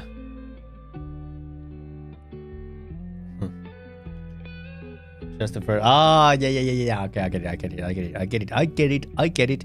Okay, let's try this now. Let's first try if it works with self-hosting, and if it works, then we're gonna build, and let's give it a go. So we need some material. Let's try the salvaging. So if we salvage cyan sword, we should get 16 and 6. We got 16 and 6. We should get 8 and 1. We got 8 and 1. To salvage everything. Nice. All right, so that worked perfectly. It's going good. We added these little doorways and a little light there to kind of like lure people in. Okay, so now let's try. So how many should we have? 52 and 13. So we can do cyan sword. Okay, we have a cyan sword. Can't do that. Do that. Cool. So what happens when you exceed 2 digits in crafting mats? Yeah, so we've tried it supports up to 3 digits at least. Maybe not afterwards. So that worked really well in self-hosting, but that's not really a feat because when you're self-hosting, you are fundamentally the server. A little signpost next to the houses would be good. That's not a bad idea. We can do that. Text or an icon. I kind of like that idea. Yeah. We just gotta be careful not to like overdo it because we're not gonna be holding on to these assets forever. Okay, so we got this. Let's host. This guy is gonna be called the host, and then we can join as a client. Let's join in as a client, and this guy is called client. And now let's have a look. Let's have a look of if things work. So we're gonna try to salvage this. Looking good. Looking good. Fuck yes. Very good. Very good. Hanging signs from the houses instead of posts. And now if we try to craft, we should be able to craft something.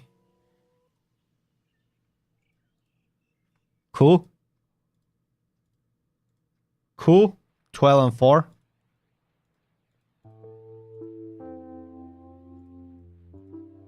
This one didn't get updated. So we can still craft even though we don't have materials. -4. -4. We bought with freaking loan. Oh my god, this is starting to look like my life now. We are buying with freaking credit. God damn it. We are in debt. How low can you go? I think you can't do more. Yeah, but that was... Oh, fuck. Alright, so we fixed it and then we made it worse. Alright, so let's have a look here.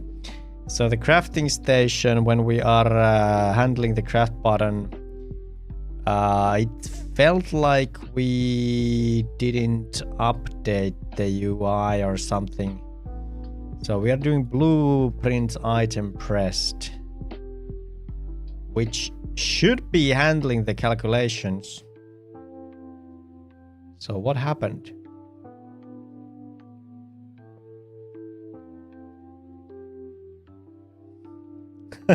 Bugs are fun, yeah. Freaking Shadows of Tuonela is more like Shadows of Kela. So there is something wrong with the 55 million rows of code. Selected blueprints. Like the craft button should go false. And then we are doing the blueprint item pressed, but it didn't. Oh man, okay. So this is gonna take a while to figure it out, so I'm gonna take a short BRB. I'm gonna put rice into my stove, and I'm gonna do a little bit of a green curry. I'm gonna heat it up, all right? So BRB guys.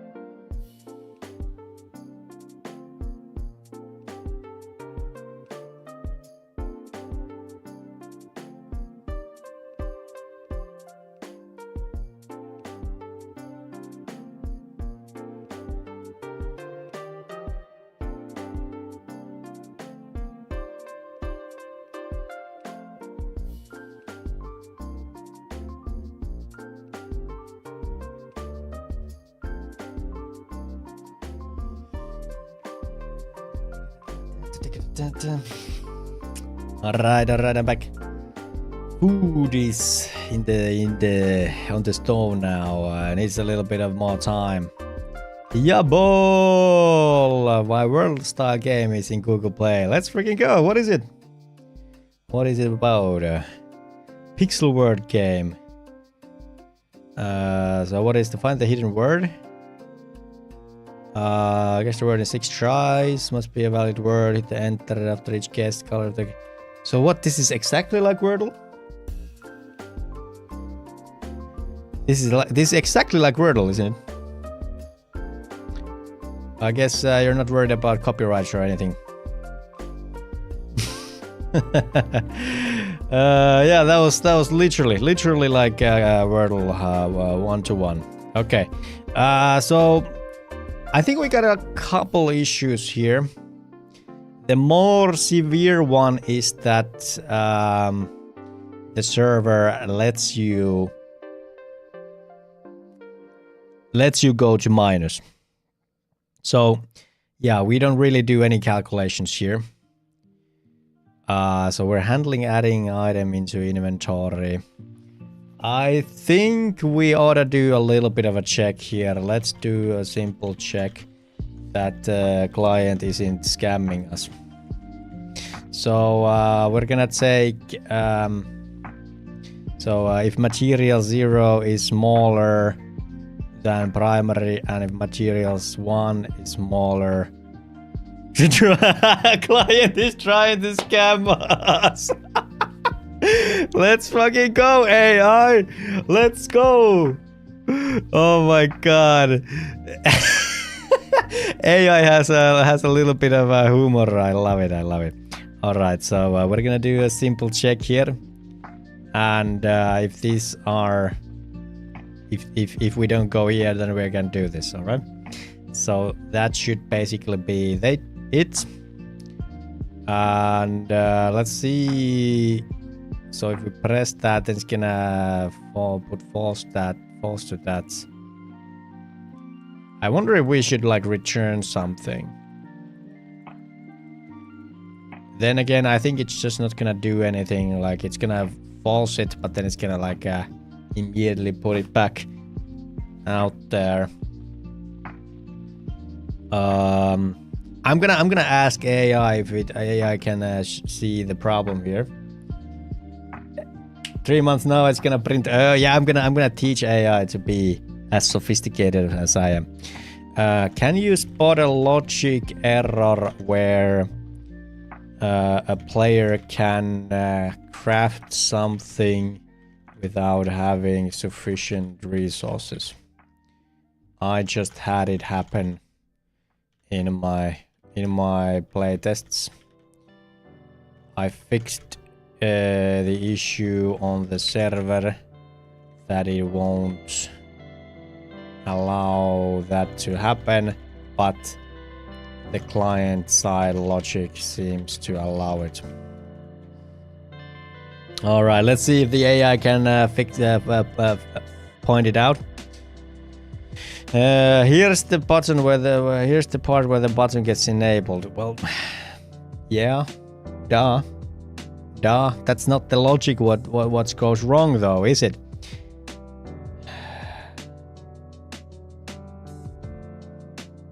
The fixed is the same checks. Player has primary materials, player has secondary materials. Should be done right when the user tries to craft something. Please note the issue might also arise from the fact that the button is not disabled back. If after enable the button, yeah, I do change back to back to disable. So AI didn't help us. So AI was like, well, this seems to be the part where the problem is because you are enabling the button. Well, there's like freaking 50 rows of code before that calculating if these are true in fact. So obviously the logic is when are these handled correctly. So it's like, oh man, AI is gonna steal our jobs, please. All right, so let's go over this. So first we determine a couple of yeah, exactly, Fatigue, exactly. Select the blueprint, goes to the blueprint that was pressed. Yeah, those are probably right. Then we are taking the text, sprite. Yeah, we're starting with falses, so player doesn't have the resources. All right. Then we check if we need second materials. Blueprint has second materials. So we are taking a look if the secondary material amount is greater than 0. That is correct. Yes. So basically, if it has more than 0, this is gonna be true, and this is gonna be true. All right. Then we're gonna check out. Okay, so if this was false, then we are just going to disable the secondary material requirement object, and we are gonna set that the player has secondary materials as true. Okay. And I suppose we're not gonna be needing this anymore, so we gotta keep this in mind. Are we using this to further logic? I think you could do that so that we were basically could, like in the end, check if it doesn't have the secondary requirement. Then it would kind of like override this. Yeah, I think this could be the issue after all. So I think we can do it like, okay, so let's check if we need, if the blueprint needed one or two material types. So basically, I think it's like if blueprint has second requirement, so if it doesn't, then we can just do this. If this is true, and if player has primary materials, like I think this is gonna leave us into this. But then if blueprint has second requirement, then we need to also get these true.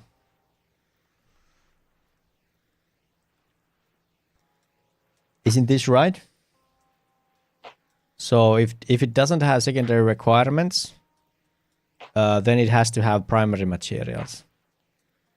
And if the blueprint has second requirements, then we need both primary and secondary materials. I think that's good. I think that's good. Now, is there a chance that this will still give us a false positive? So basically we're gonna go in here, we're setting, so if we have secondary material requirement, we are setting it true. We are setting the text into the amount, yeah. Then we are gonna go into material inventory, we're gonna go get our materials. We are setting blood amount that player has, fragment amount that the player has. Then we're gonna go into what is the first material amount, and if it's less than blood amount that the player has, and we're gonna set this to true, and else we're gonna set the first material requirement text into red. And I think this is gonna be by default false, so we don't need to do that. Then we're gonna move on. So if the blueprint has second requirement, then we're gonna check the same thing about secondary and fragments. It's gonna be true, and it's gonna be that. Nice. I don't see any. I think this is good. I think that works. I think that works. Let's try it. So I kind of did like two changes really. So we're kind of like double checking on the back end, and we're kind of like improving the client side logic as well. So I think that's good. let's check out the salvaging. So we're just adding that there. Yeah. It's gonna be, yeah. Alright. I'm just gonna do a really simple check here. So if the inventory list count is higher than 0, so basically that there's something inside the inventory.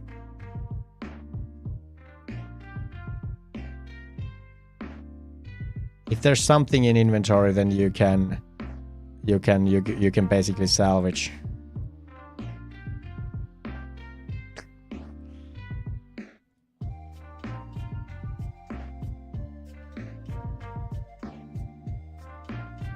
I don't know if this makes any sense though. It could be a race condition to actually like ruin the last ruin the last salvage.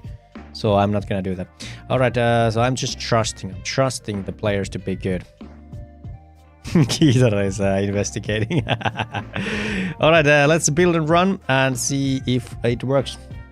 Hey AI doctor, I have a problem in my arm. Can you take a look at it? Sure, let's remove the arm.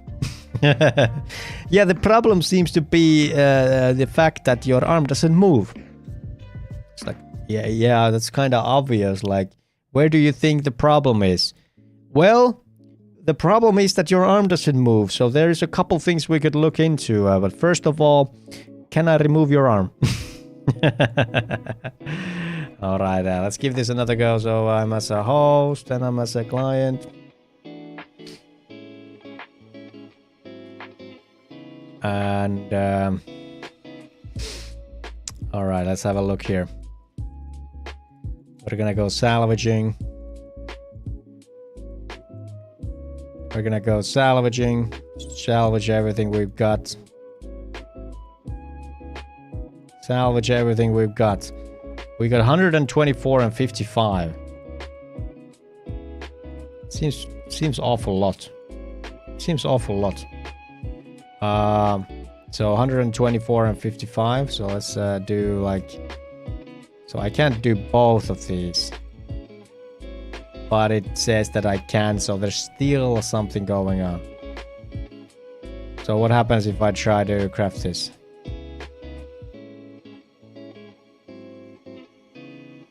It said that client trying to scam us. There was improvement. So there is still something with the way we're updating the UI. It didn't let us craft, which is good stuff. So we can't craft this. Can we craft this? Yeah. These don't get updated for some reason now. I don't know what's up with that. Maybe we don't know, like, I think we're like missing some sort of reference here.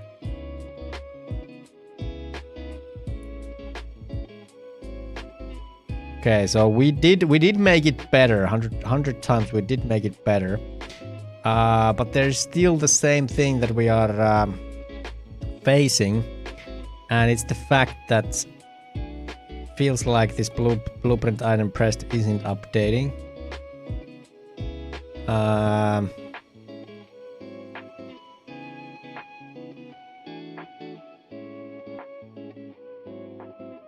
So what's up with that?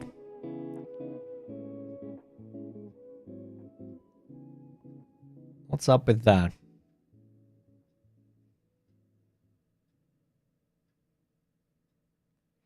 I think we ought to do some. I think we ought to do some debugging. It's the only way I can see how we could be fixing that.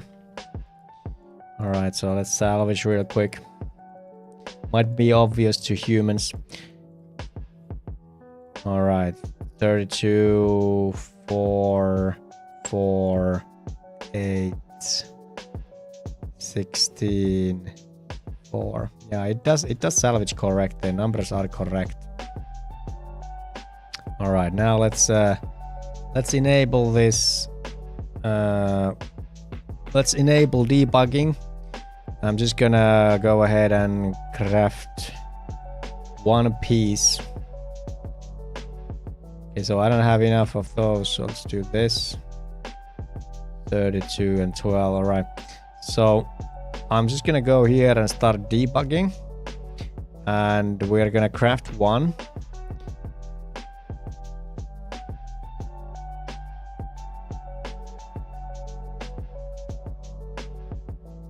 Wait, what? What? Where the fuck are we? Where the fuck are we?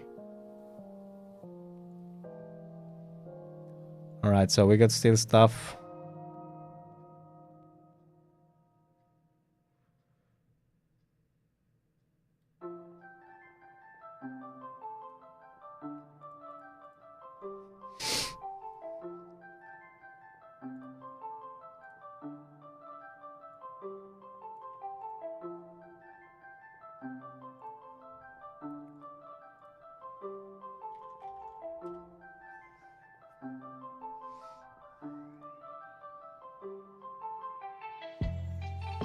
You know what I'm gonna do?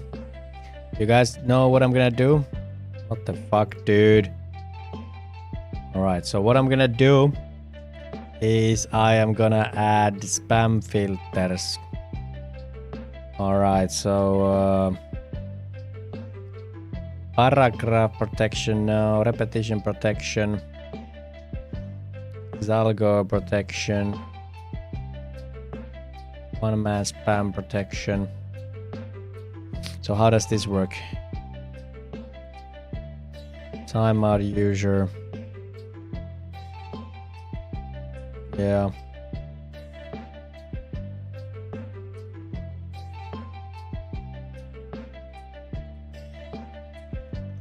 Get out of here. So removes messages from a specific spamming user. So I think this might already work. This might already work. Minimum characters, let's do like it has to be longer than 100 characters. Minimum message is like 3, so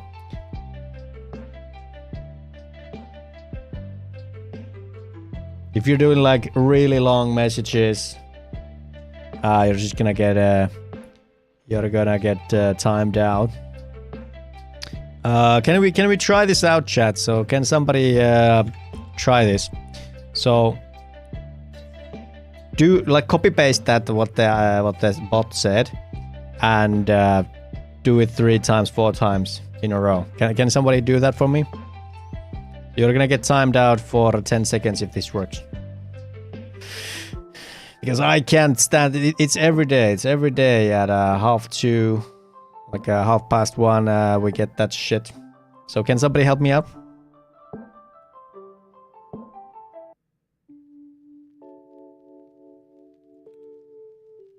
Create a new group. Ban phrases. So this is gonna be long live chaos. Long live chaos. And it's gonna be sports betting.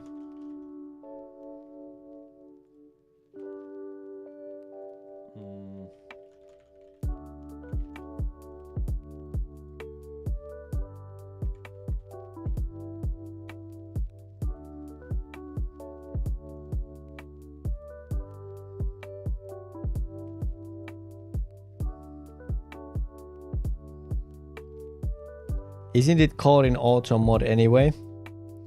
I don't know how it works. But Kitor, again, so you're a mod, so you probably can't try it out. Do we have anyone in the chat who can help me out? So I got spam filter now. If one guy is basically spamming more than 100 character same messages 3 times. Okay, I didn't see anything. It's just mobile. Okay, so it's actually. So are you guys saying that you didn't see this? You didn't see this. Likely ban evader. So these didn't come to the chat. Ooh, my food's ready. 20 minutes goes by. Okay. So it's only me. Alright, so I thought it was a bigger problem than it was. It's in gray, yeah. Okay, hey, thanks guys for letting me know. I thought I needed to do something like manual and it ruins everything for you guys, but it doesn't. So I'm just gonna do like yeah, alright, cool stuff. Hey, let me grab the food. Yeah, ball came to the channel. Let's go. Be right back.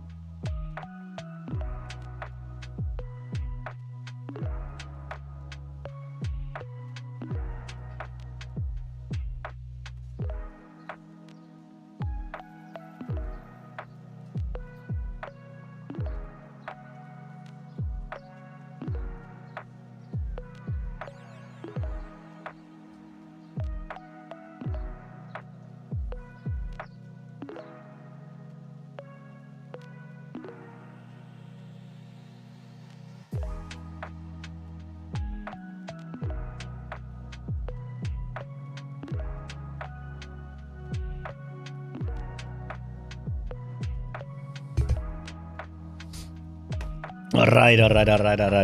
I got a mean green curry here.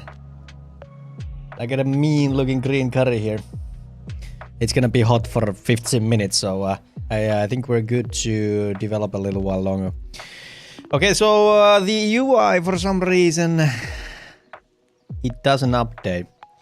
It doesn't update properly. So for example, here we have 3611, so we should be basically okay. So when we press that, we're gonna go here. That's fine. And now when I okay, so it did update there. So it feels like this doesn't get called after all.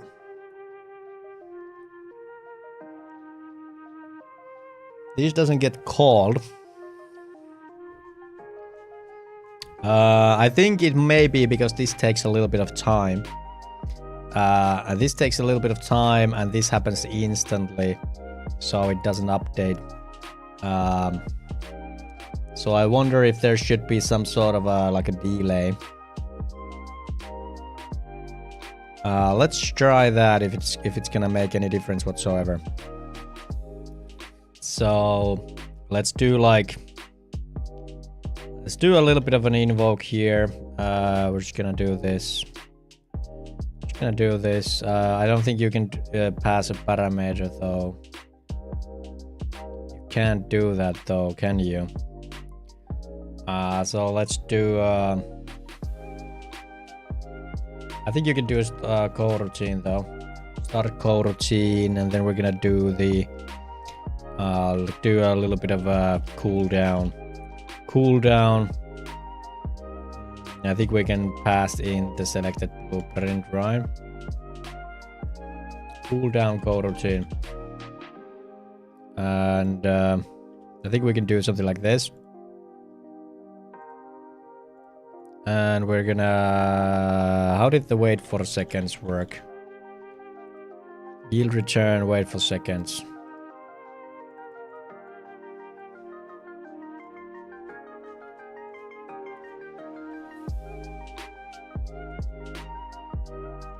Yield return, new.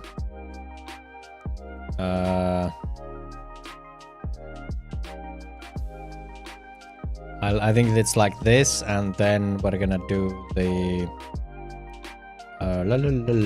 what is the method? Blueprint item pressed.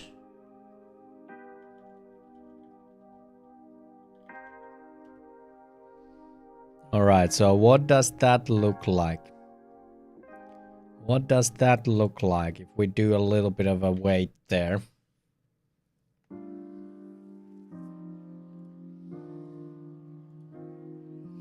We could do a little bit of a, you know, like a loading screen there that would kind of indicate that, all right, we're doing something. But that's not something I want to do right now. It's more of a polish thing, really, than anything else. Grind machine is streaming. Yes, yes, yes. No. All right, it was actually a TikTok. We have videos to react to. Let's go. If you guys have any juicy videos you guys want us to watch, let me know. We're gonna be doing we're gonna do a lunch break and reactions in just a second. Lunch break and reactions. Okay, let's give this a go. Yeah, I don't give a damn. I don't give a damn. Fuck. It ruined it. Freaking multiplayers and debugging.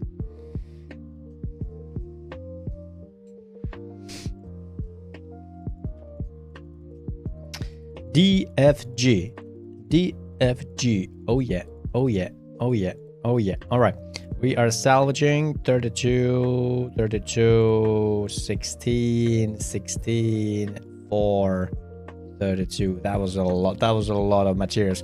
So we got 132. Now, what does it look like if we press this? Nice. It seemed to be working. It seems to be working. So I can do this twice. I can't do this. Yeah. Yeah. So that seems to be working. It gives you a little bit of that extra thinking time, which might give you the idea that, hey, maybe I can cheat my way through that. So let's see what happens if I spam it. Let's see what happens if I just like spam the shit out of it. So now we have 68 and 32.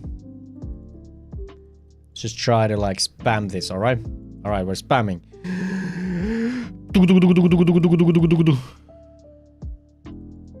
We got one. We got one.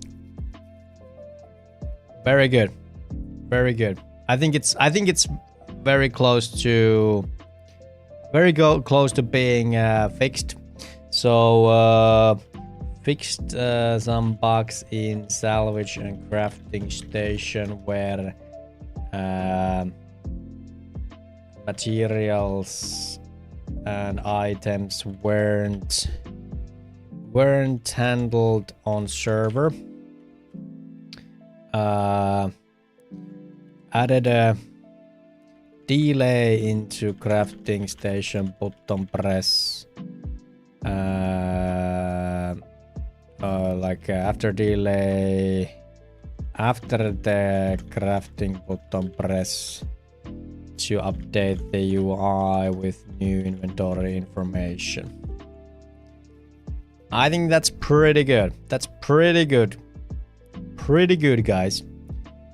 We are cooking. We are cooking, ladies and gentlemen. So that's done. Now we got the spawn point. The spawn point issue. So initially when you spawn into the game, you spawn to the center of the map. And the reason for that is because it's in 000. And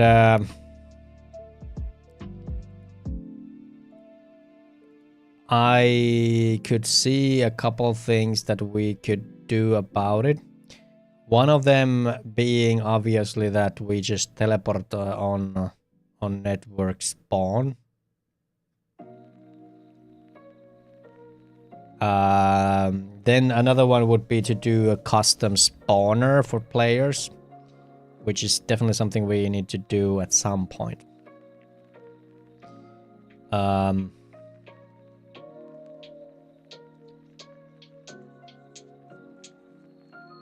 That is something we gotta do at some point. Let's see how it looks like if we just teleport when the player spawns. So basically when we spawn, so yeah, here's the network spawn. What if we just like yeet the player?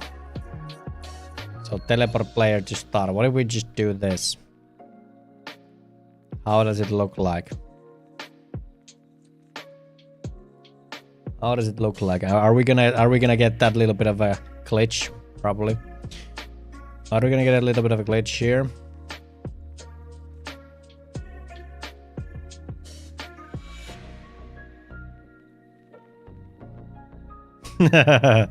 So what was that?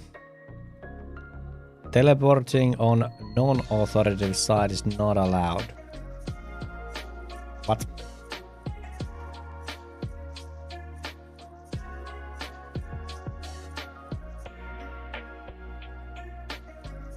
So for some reason doesn't like that. It doesn't like that.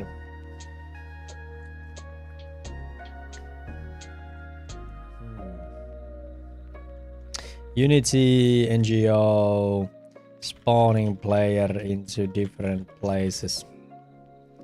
Setting the player spawn scene, change player network object, creating multiple spawn points, object spawning.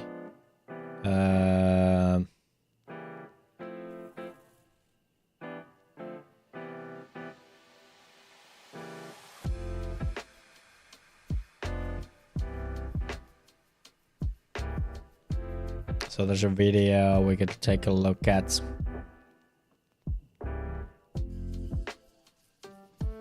There's a video. This one is pretty new. Let's have a look. Everyone, and welcome back. In this video we are going to add our Ooh, player character to our game, and we will spawn a character for each player that is already in our game, and we will give them the ability to control their own character only. So let's get started. Let's start by showing what we have. So let's go first to our gameplay scene. And what we have here is basically a little bit of an environment, and it's simple. And if we go to the player, we have a player that we made previously, and if we run the game, the character will be controlled normally like any other thing in the game, and it's very simple. So let's get started. So let's start by going to our setup scene. So let's remove this character first, and let's go to this. Yeah, that's the thing when people ask me like, what programming language should I like learn first? The correct answer is Indian. Setup scene. Let's start by creating a player spawner object, and let's add a script called player spawner. And the way we are going to do this is basically we will be spawning all of our players when a certain event happens, and that event will be when the scene that we want to load our players to load, the event will be called. So let's get started. Let's start by using unity.netcode. Netcode, here we go. And the second thing is let's change this and add, instead of mono behavior, let's add a network behavior, and this will give us more flexibility to deal with network stuff. So here let's first call the method, which is public override void, and here let's call the on network spawn. Let's remove this. And in this method, what we want to do is subscribe to the event that will be called when our scene loads. Let's start by network manager.singleton.scene manager. And here we have a variety of events, and the one we want is onload event complete, and let's call it scene. Let's call it scene loaded, doesn't matter the name. And this will be called when the scene loads. So let's generate this method. And this, if we see here, there is a scene name, which is the name of our scene that we wanna spawn our players to. So here what we will say is if we are the host and the scene name is equal to gameplay, you wanna spawn our players. So what we will do here is have a reference to our player, so serialized field and private game object, and let's call it a player. And here, how do we do that? We say game object player is equal to instantiate player. Yeah, but what we want to do this for all of our players. So here we can say for each ulong id in clients completed,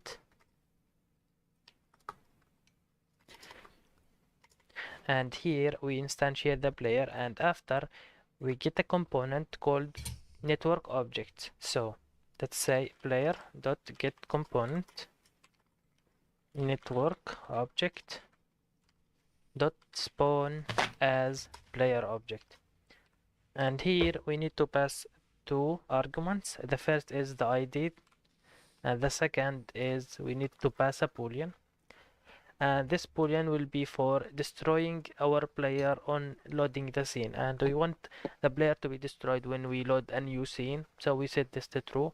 And this id will be very useful for controlling which player is my player. There is one more thing I want to do, which is start, and it should be below here, and here do not destroy unload for the is.game object. We want it persisting, and it's simple as that. So let's give it a try.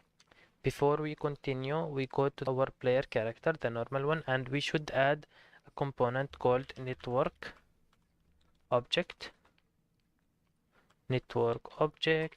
and this one, as well as something that is very important to do, which is every game object that it has a network object right here, you should go to the network manager and throw this prefab into here. Every time you have a game object with a network object component, you should add it right here. It's technically most of the time, but let's keep that in mind.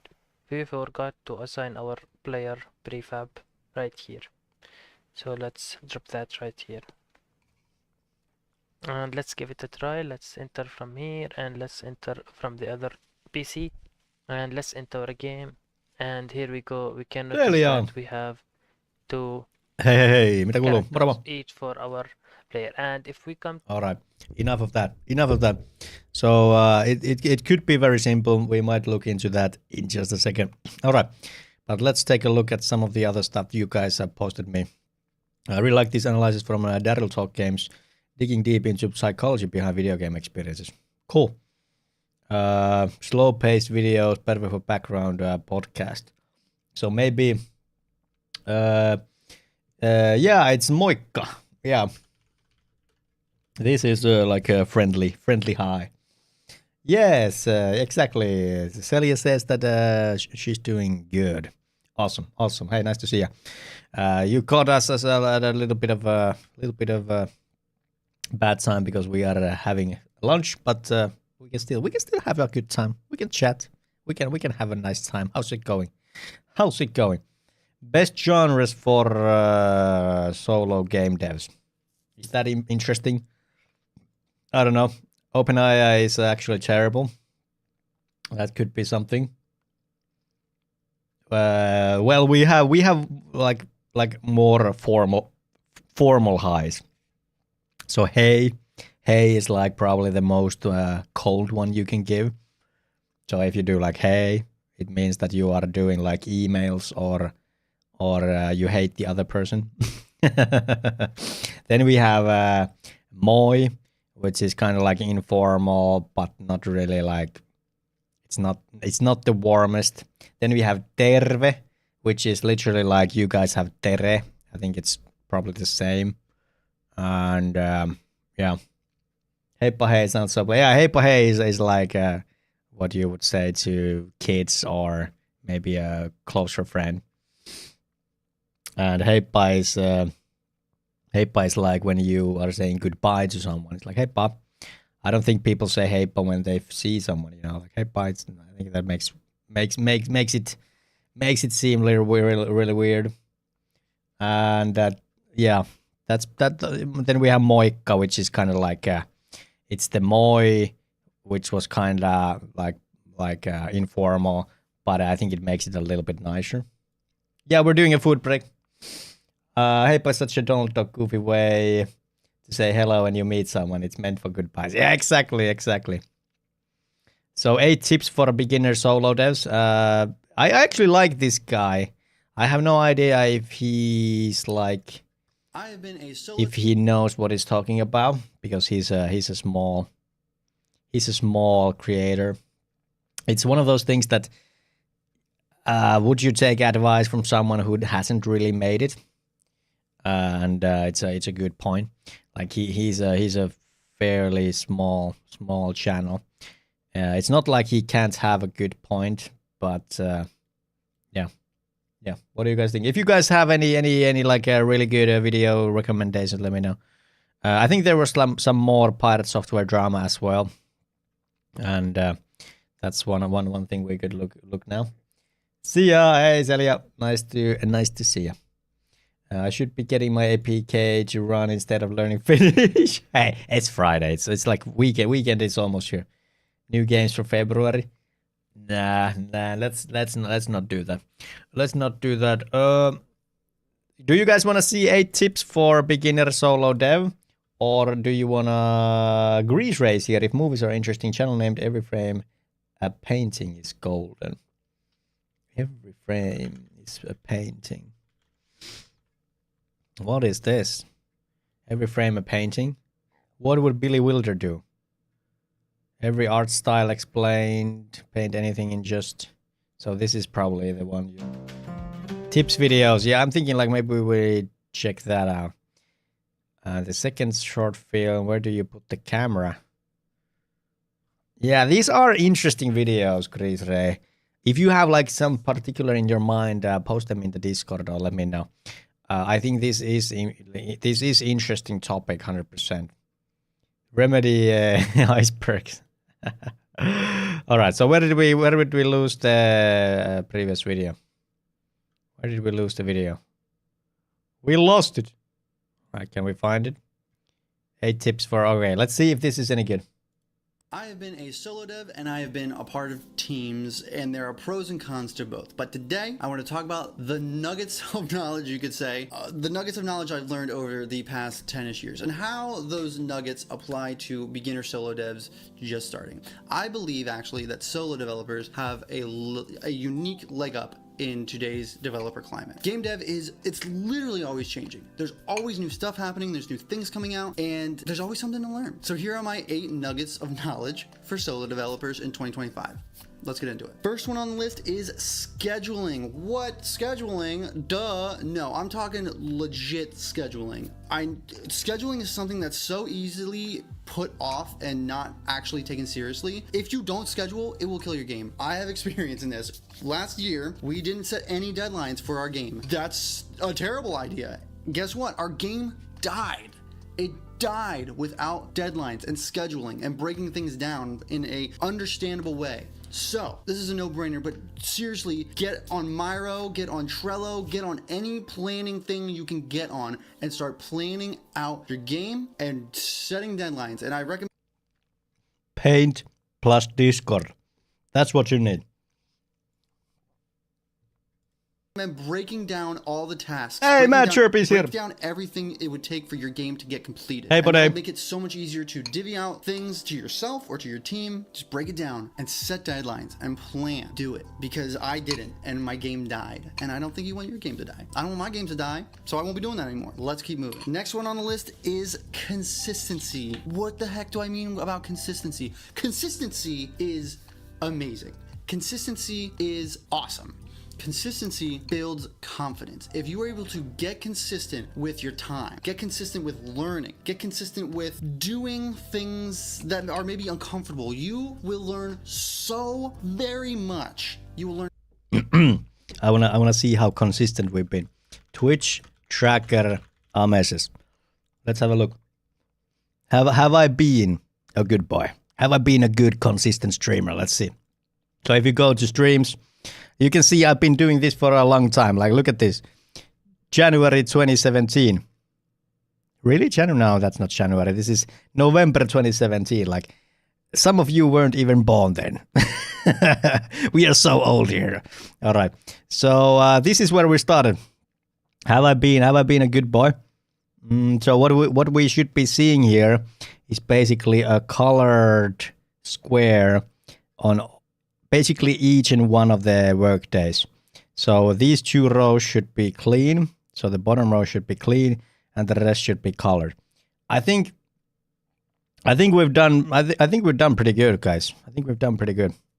So yeah, we've done we missed a few days. Like you can see that 1, 2, 3, 4, 5, 6, 7, 8, 9. I think we missed like 9 days or something like that. And these are, by the way, Christmas holidays, so I couldn't really do anything about that. You've been slowing down in 2024, yeah. So basically, ever since when I started, you can see that I was like popping off, like streaming like almost every day, streaming like every day. And the stream durations have really like varied. But I did a lot of grinding. 6-hour streams, like holy shit. This is where I started to lose my voice, by the way. And then I kind of like got into studying. So I started studying. I took it easy. And then I studied some more. And then 2024, we had a kid here. And I could just stream a couple days. And then I just really wasn't feeling it. I started working. Why is 2022 kind of great? That's a good question. Like, why is it different color? Like, what is the color represent? I don't know. I think I had like a schedule of like do Monday, Wednesday, Friday or something, or Monday, Wednesday, Saturday even. I don't know. And I guess I just didn't pop off or something like that. But yeah, 2024 I was working. 2023 I started working here, so I didn't stream almost at all. And then I started doing developments, and I've been consistent, guys. I've been consistent now. Like, that is a perfect block. I haven't missed a single day when I came back. So yeah, that's what consistency looks like.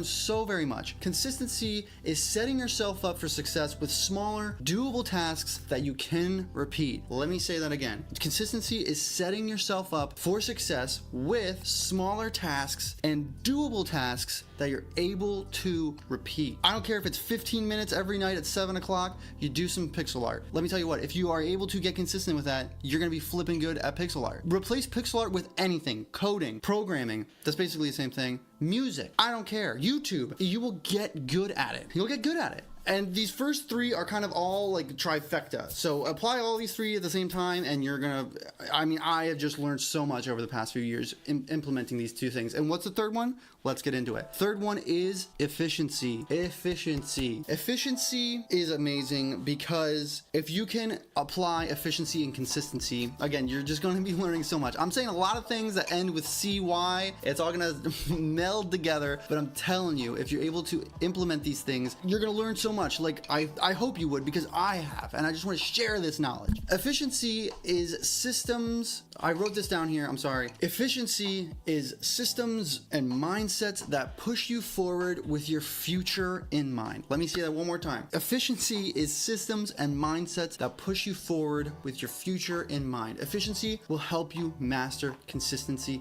and help you get it done faster. A great example of this is me with my YouTube channel.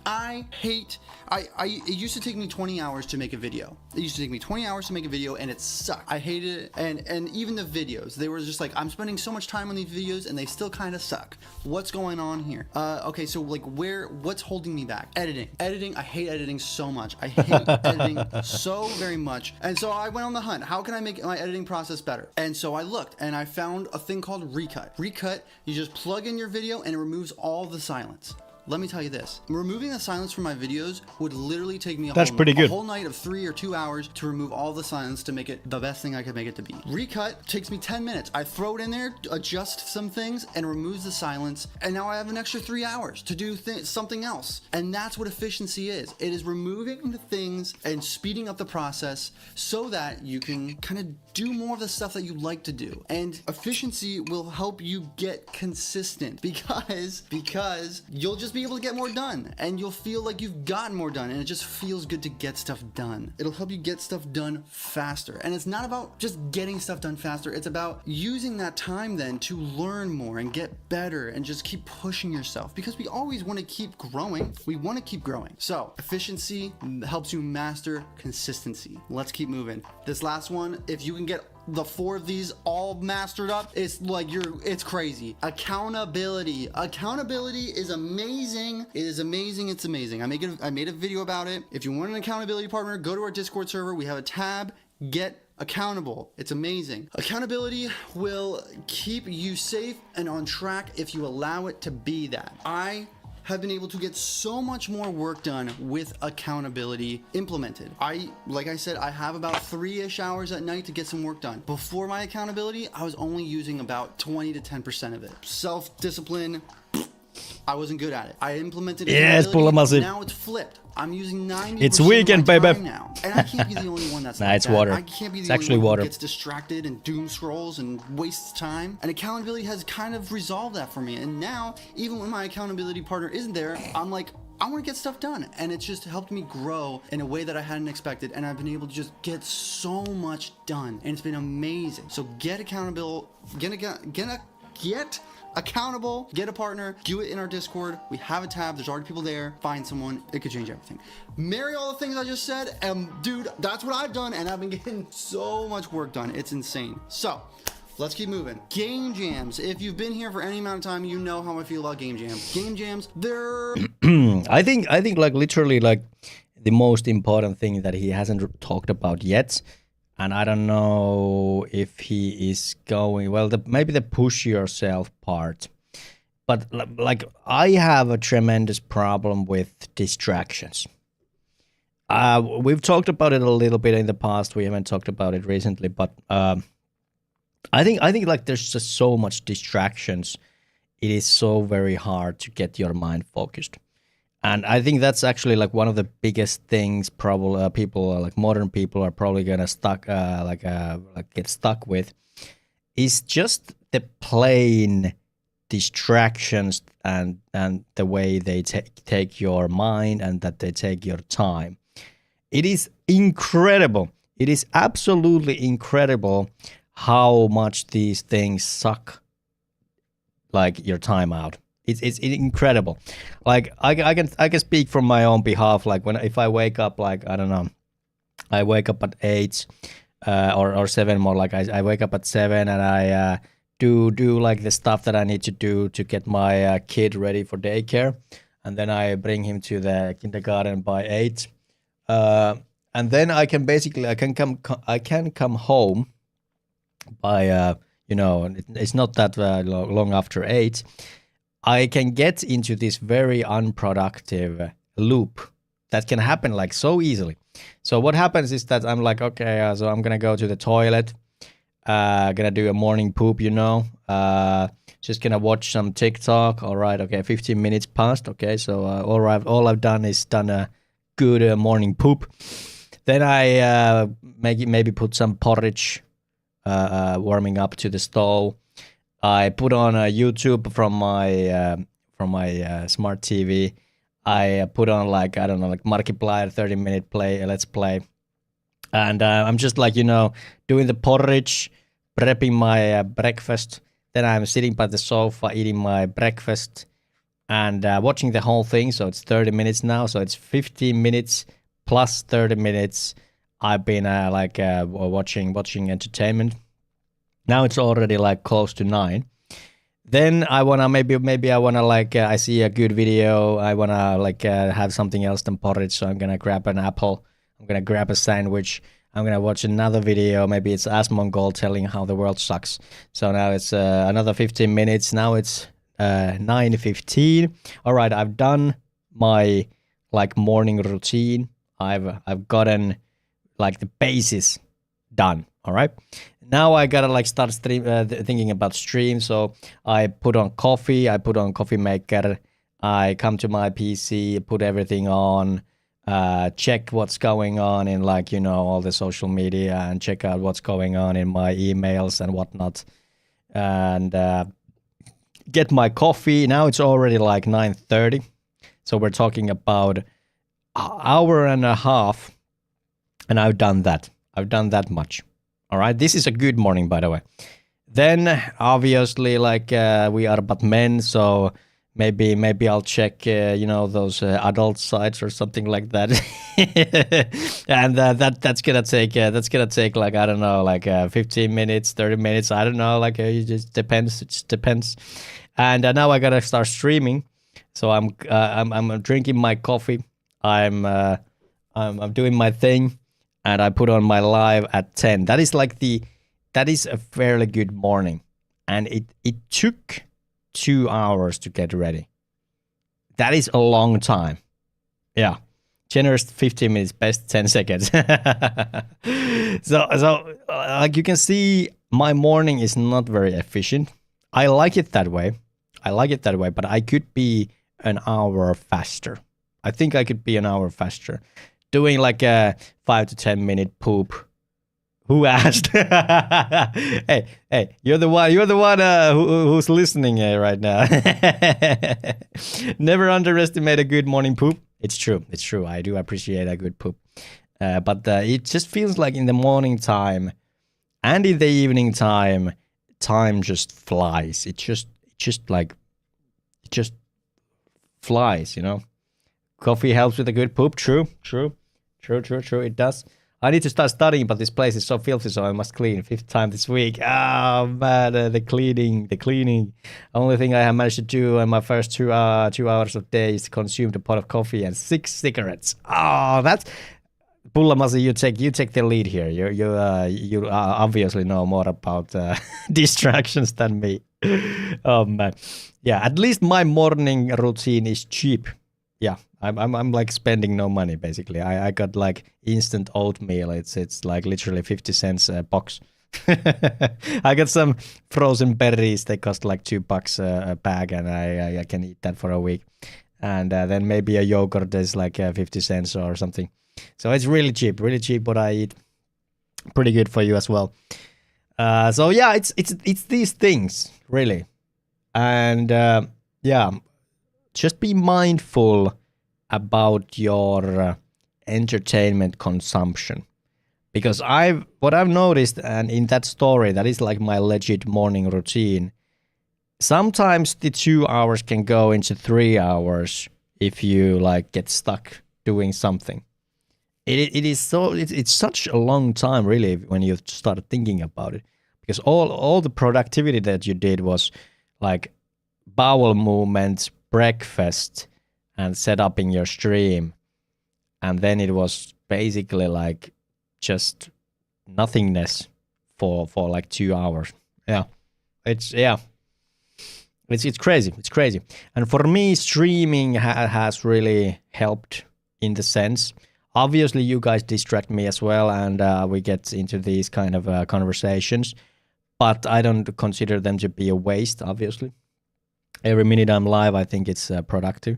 So it's really helped me. It's really helped me, and I don't get discouraged as easily because I have this sense of you know being the developer guy in the stream, and I wanna be the man of my words and be the man of action and all these things.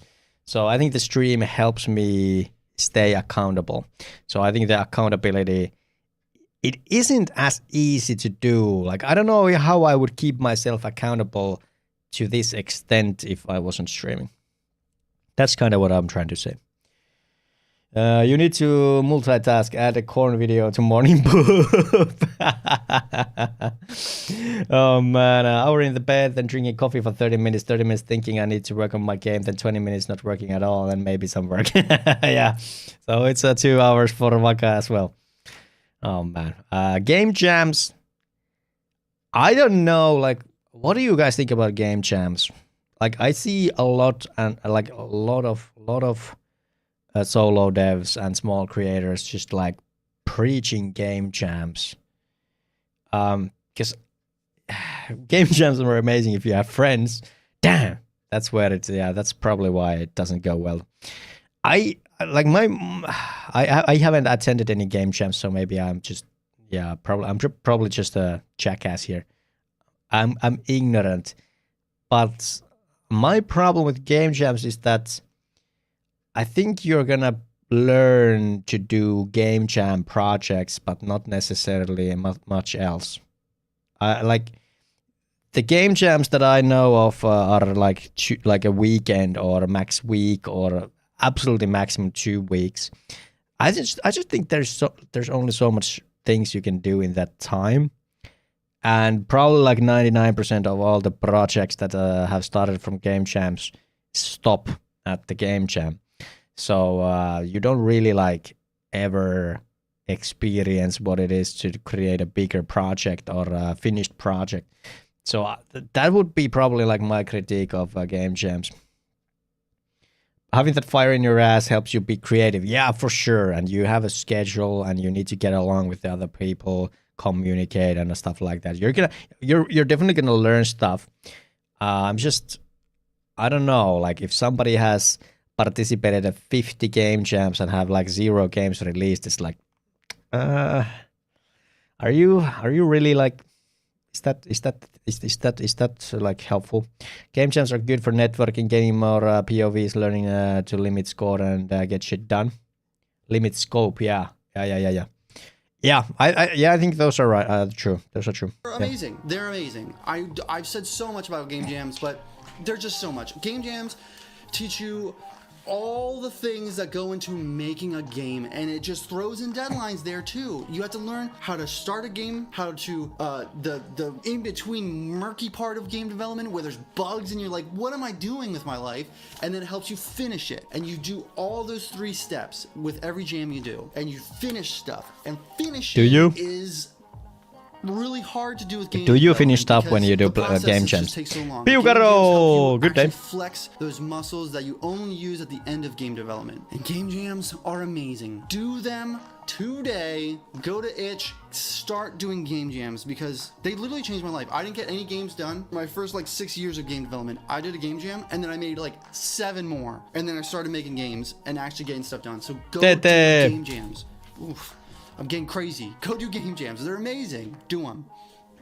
Let's keep moving. Free stuff. There's so much free stuff out there. There's so much free stuff out there. If you are a beginner, I love free stuff. You shouldn't be spending any money. You literally shouldn't be spending any money. I made 3 separate videos on this channel about the free stuff. I made a video just general free tools, 12 of them, 12 free tools. I made another one, 12 or 10, I think, free art tools. Free art tools, don't spend money on art tools. And then 10 free coding assistants. We all struggle with coding, programming. Don't do it alone. Do it for free. Get an assistant for free today. Just use the free stuff. Don't spend any money. I wanted to implement a dialogue system into my game, and I was like, this is gonna take me so long and I don't understand it and just don't want to waste all the time to implement a dialogue system that probably won't even work. I went on the Unity asset store and I found a dialogue system there for free. Guess how long it took me to implement?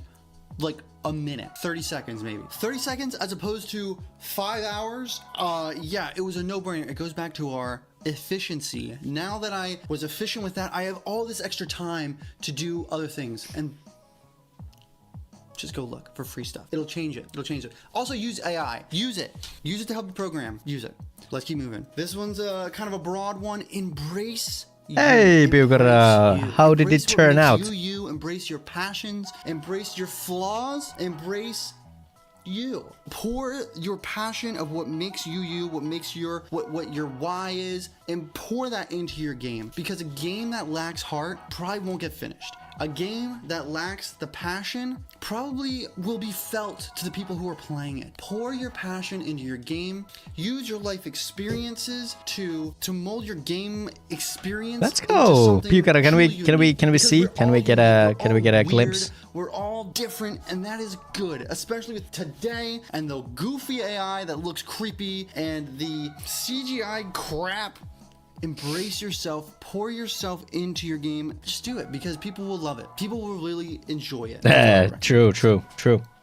Last one, whatever. Push yourself. Push yourself. Push it to the limit. If you think you can't, you won't. And you won't even try. Let me say it again. If you think you can't, then you won't. And you won't even try. I know this from experience. I love Octopath Traveler. I love the visuals of that game so much. And I always thought it was too much. Maybe. There's no way I can make a game that looks like that. No way. After implementing, it's gonna be alpha test next Monday though. Consistency, and I got consistent with learning. I suddenly realized that I could bring something like that to life. I could bring something that I'm so passionate about to life, and I tried. And guess what? I'm making the game I want to make. If you think you can't, you won't. You won't even try. Be awkward. Push yourself into uncomfortable situations. Nice. That is very important in my opinion. Ooh, we're getting a lot of errors, but it's looking good. It's looking kind of good.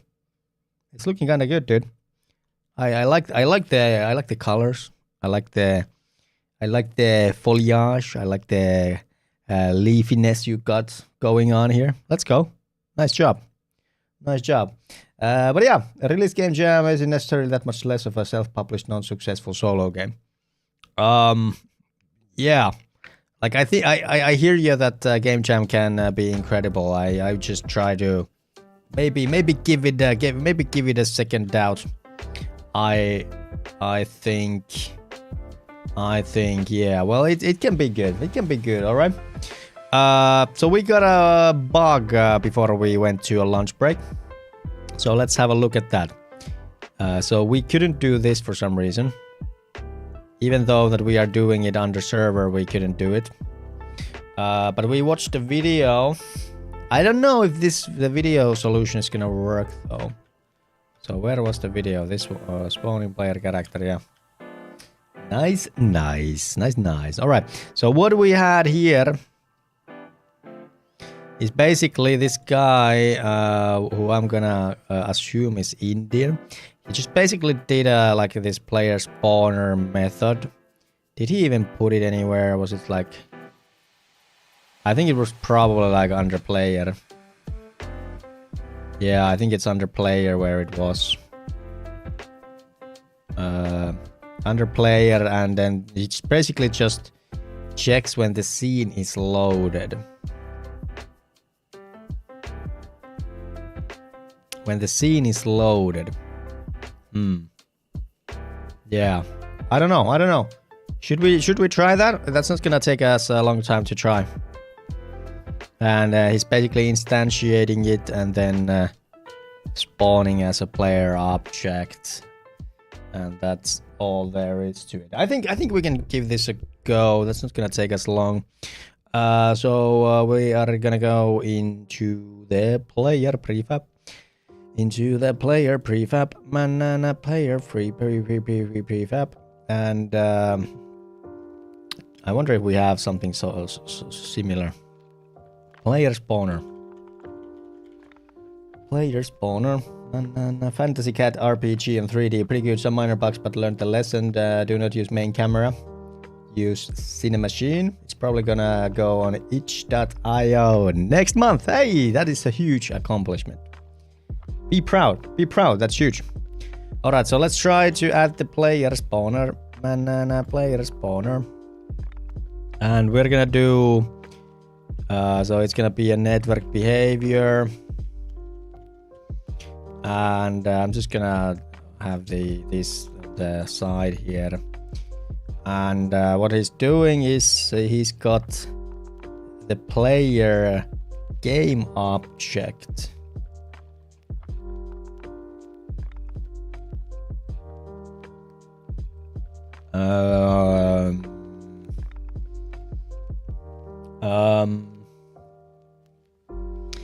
Yeah. So wait, what?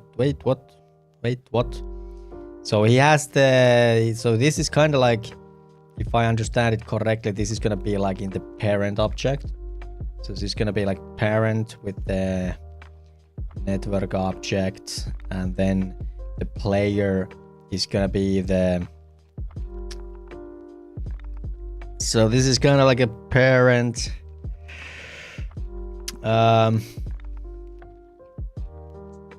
Can you just instantiate this? Can you do that? Let's try that, all right? So we're gonna do public override void on a network spawn.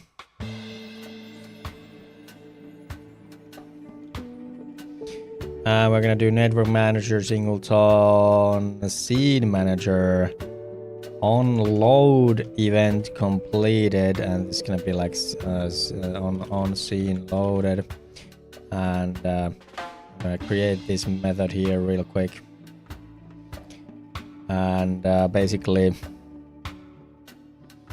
this is taking a scene name and all that shit. So we're gonna do like if is host and scene name is gameplay. If is host.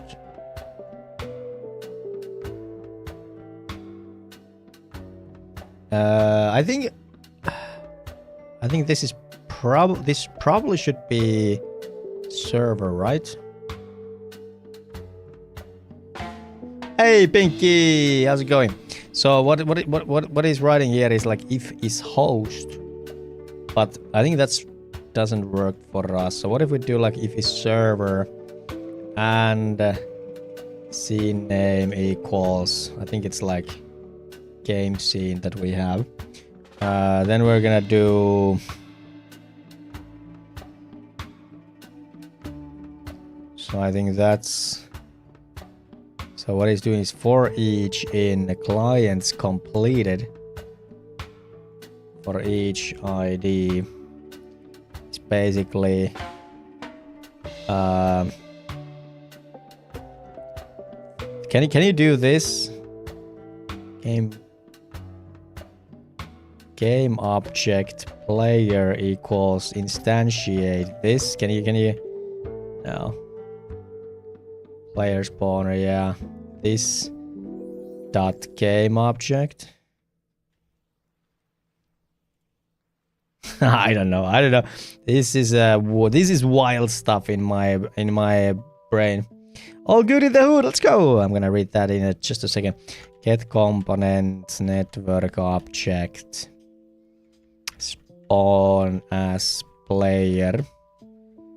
And we're gonna put in the ID and true. I've got no freaking clue if this will work. I've got no freaking clue. Just got home, says Pinky. Spent like 100 euros on teen essentials. Now we're stocked up on shampoo, makeup, primer, and lip gloss.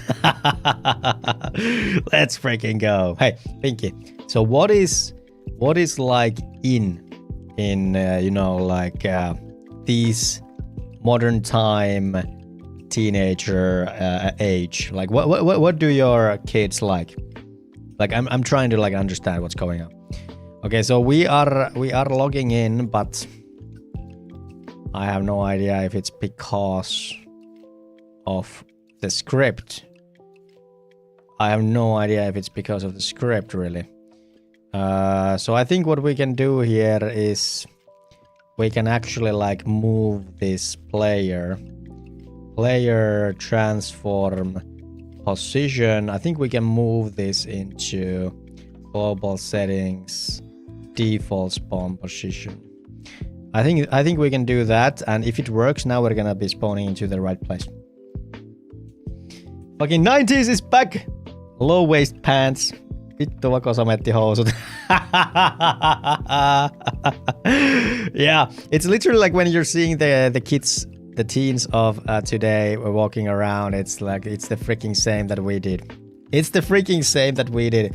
The boys are wearing like these oversized hoodies and these jeans that are way too low, like just like freaking you know, like hanging there with some miracle.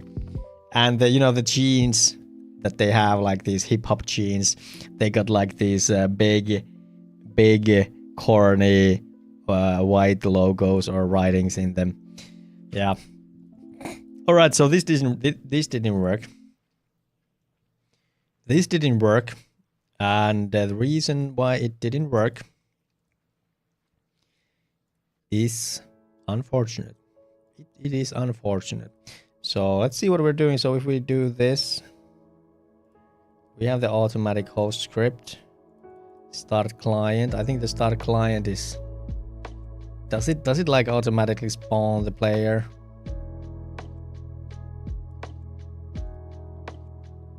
Start client. It's like, what actually spawns the player? That's something I don't really know. We're gonna start looking into mobile shit, Spewcarro next week, and multiplayer after that. Ooh, that's gonna be hard, but it's a good chance to learn. Roblox instead of RuneScape nowadays. Yeah, I hear Roblox is huge, and I'm kind of worried about it. Kind of worried about that. Okay, so what happens if I build this? It's gonna be better. It's gonna be worse. Roblox can be a great game engine. Yeah, it's just the fact that there's a lot of horrible things happening there. The horror, says Pinky. Could the girls my age and a bit under start wearing Fiorella again? Good times. Good times. What is Fiorella? I have no idea. I have freaking no idea. Alright, so this guy is here. What if this guy joins? What if this guy joins? What happens? Yeah, it doesn't work. It doesn't work. So do we even like come here? Do we even like come here? Like, what is this? What is this? What even is this? Please. It does indeed. 2000-luvun vaihtoehtoissa kaikilla muilla on semmoset timmit Fiorellan persfarkot. Like, yeah. I remember the girls used to have this, we called it like boob belt in Finland. Do you guys remember those? Do you guys remember those? Yes, that was a big deal. This was made in Roblox. Is it the COD copy? Yeah, or the Battlefield copy. This is insane that they can do that. All right, let's see if we are. Yeah, we don't even go there. We don't even go here. We don't even go here. All right, so that doesn't work. Let's try something else then. So for some reason this doesn't work. Ego DZZZZ. Oh, how's it going? Good day. Welcome. Boob belt, white belts to hide the belly a bit. Yeah, it was like this belt that was way too high to kind of do this push up bra kind of action. And I guess to kind of like, you know, appreciate the waist. Not waist. Is it waist? I think it's waist, yeah. Enhance. Yeah. Enhance. Poor girl's corset. Exactly. Good stuff. Good stuff. As I said, he says that the Pet Simulator and Murder Mystery 2 are legit good games, even if it's made in Roblox. Yeah, sure. Well, corsets won't be making a comeback because of the global obesity issue. Hey, it doesn't stop. It doesn't stop that kind of things, you know? They're just gonna make them XL. XXL. XXL. Alright, so what the hell? What the hell? Maybe we could like teleport the player when they press the XXXL corsets. That's what we want. That is what we need. That is what we deserve. Okay, so what I'm thinking about right now is kind of a bad idea.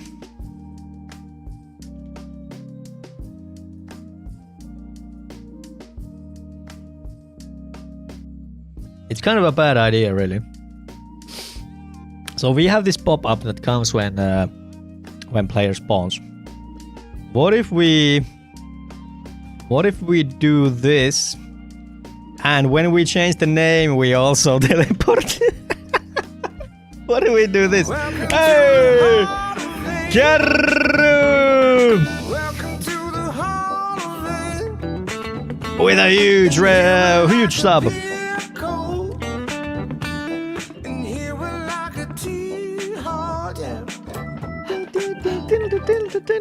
Howdy, Oulunkri.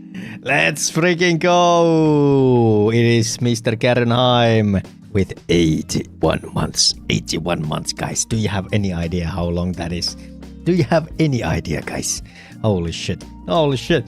Kerru! How's it going, my man? How you doing? How you doing? I hope everything's good with you and your household.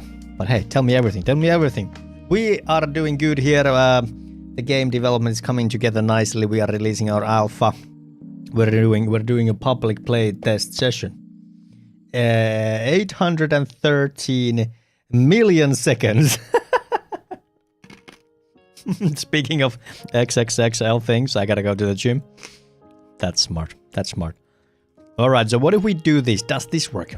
Does this work? So I'm just gonna like fuck this shit. And let's see if that works. It's going better compared to a few weeks ago. Hey, are you experiencing the same kind of thing that I have?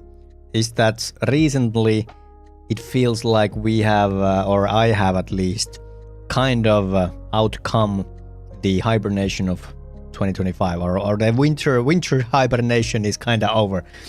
Have you experienced the same kind of thing? All right, so we're gonna be teleporting Andy. Let's see. Haha! That's actually like we can kind of fake it. We can actually kind of fake it like that. That's funny. That is actually kind of funny. So now that we can do that, I could basically steer into that fake mode in a way that we actually kind of like disable controller right out of the beginning. So what we're gonna do is I think what we could do is kind of like disable controller. What is this code editor? This is a rider. Let's see. Yeah, the brighter the weather gets, usually the mood does as well. True. I don't know, like some reason it has felt better the last 2 weeks. Yeah. It has been easier to find joy and energy. It's kind of like a miracle, really. It's a freaking miracle. All right, let's just say what it is. Just thinking here if Runebergin torttu would make for a good lunch. Yeah. If you have a couple of couple of mugs with coffee to go with that, that's definitely definitely a good and nourishing lunch. Yeah, 100%. Seasonal depression is real, but the sun is rising and the days are getting longer. Damn right. What is like the Iceland Reykjavik day length right now? What is the like? How long is the day? 7 hours. What is it? What is it in Oulu where we live? So me and Gary, for example, we live in Oulu. Oulu is 6 hours 48 minutes. So you guys, according to this logic, you guys are a little bit south to us. What is like Iceland latitude? Iceland latitude is 65 north. I think we are like 65 north as well. All of Finland. We are 65.01. we are northerns to you. We are like Fammon. okay. Then Isa says he comes with some other. Fuck! Damn! That's 65. Oh man, you win this round. But consider this. Have you really won? Because of the lamb shit you guys used to smoke your borg putts, your lamb putts. Yeah. Gotcha. Yeah. I had your ass again. Okay.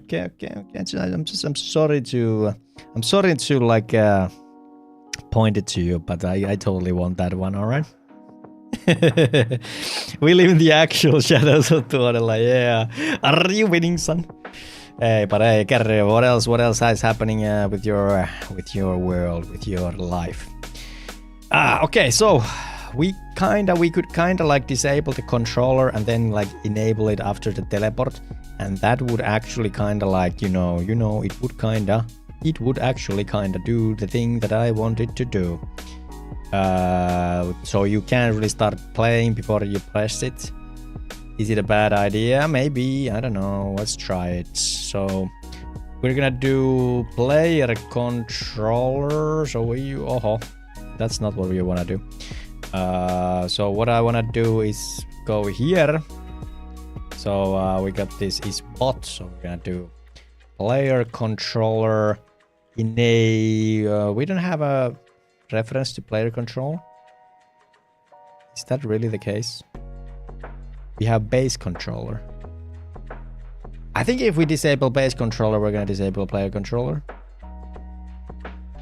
Is that true? If we disable base controller, do we disable player controller? Player controller is inherits from base control. Does it work like that? I'm starting to look like a real dev with a turtleneck shirt. Yeah, it's a pretty high, t-shirt. It's actually a band t-shirt, it's Slipknot, and just a regular and kind of tarnished shirt on top of it. Still in a limbo with regards to the future.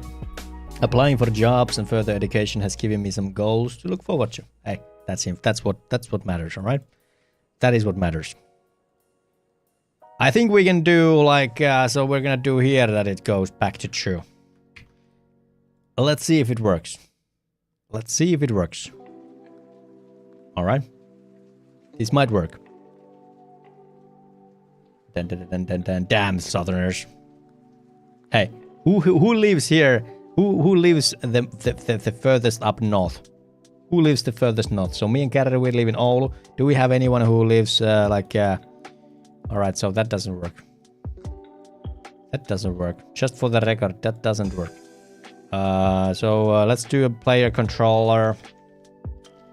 And it's gonna be player controller. That didn't work.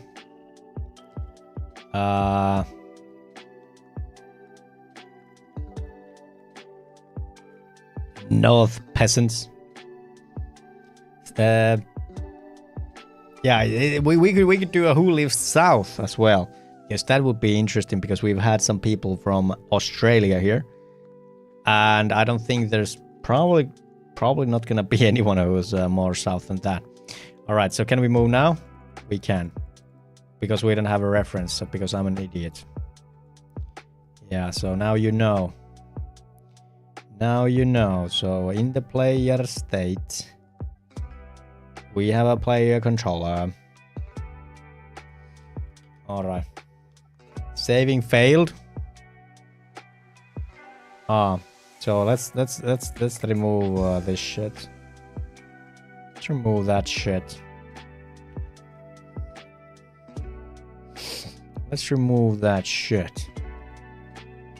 And yeah, so we're on Windows build. Let's actually change it so that it doesn't use the... Okay, so it is already on CPU.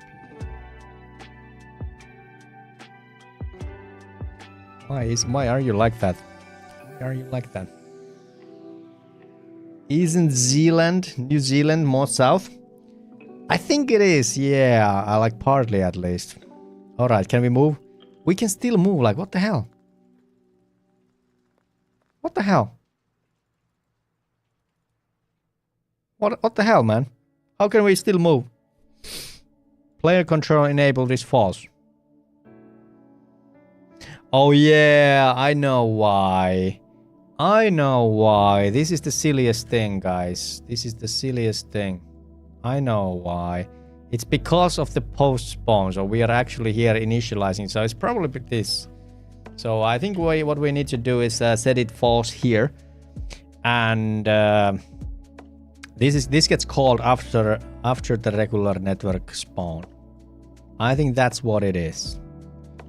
That is what it is, yes. Google says Chile is the southern country in the world. Alright, can I move now? I'm not even spawning, so... How are we not... What? Oh yeah, so we shouldn't probably disable the controller, should we? We should probably do something more sophisticated. Because we have a lot of shit that gets initialized here. So what I think we could just do is have the menu on. Maybe we can just do this. So this is a little bit of a... We're just hacking our way through this code right now. But what I think we can do is we can just call that. So player controller is menu on. Hello? Hello? Public pool menu is on.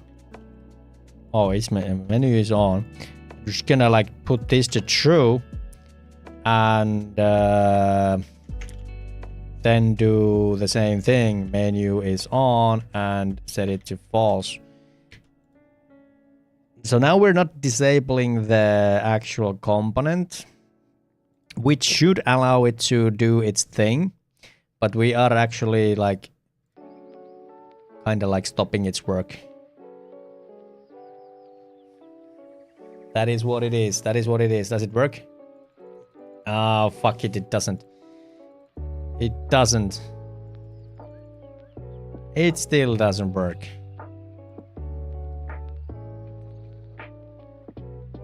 So does this get called afterwards? Like what am I doing here? What am I doing here? Okay, so we're going to the update. We're handling the base update here. I wonder if that is the problem. Then we got the default stuff. Handle left click. If menu is on, we are returning.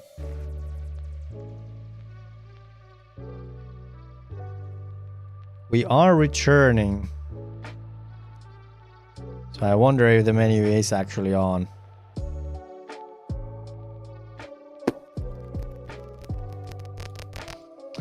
Maybe this isn't a good idea.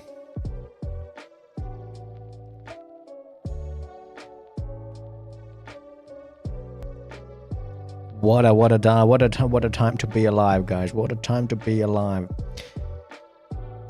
Well, it's not that serious if we don't do it, but it's kind of bumming me out right now. It's kind of bumming me out.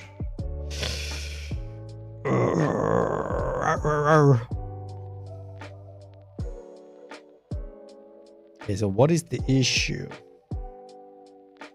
What is the? Yeah, it's probably the fact that the menu is on gets flipped. It's gotta be that.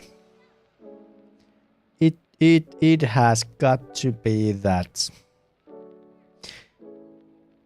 What if I said it true? What if I set it true by default? And then I only change it after we get moving. I don't know. I think I'm just like I'm just digging my grave at this point. I think I'm just digging my grave. I think we've developed for so long today. My brain stopped braining. Okay, can we move? We can. But if we write something, we're gonna boom, boom, boom, boom, boom, boom, boom, boom. All right. There is one more idea that I have. There is one more idea.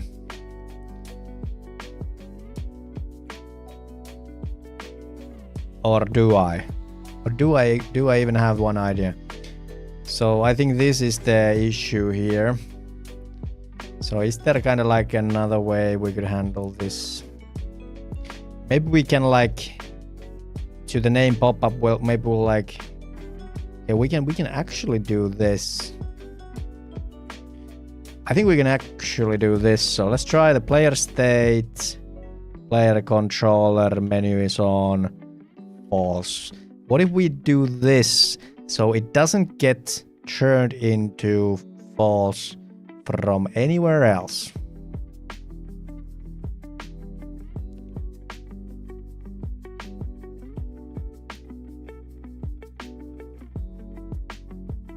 Except that it does in here.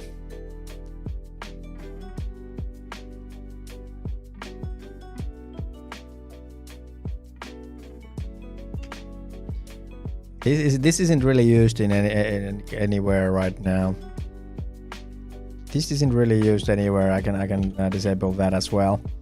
And all right, is there any like does this get turned into false anywhere else? No. Okay. So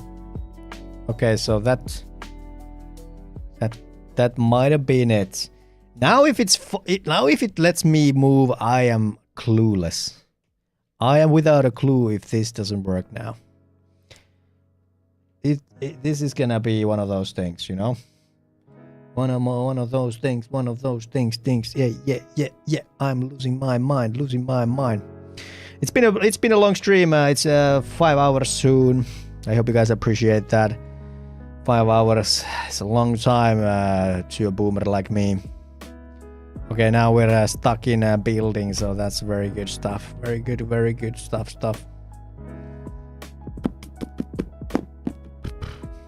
What are you doing, Unity? What are you doing? Oh my god. Just get out of here. Just get out of here.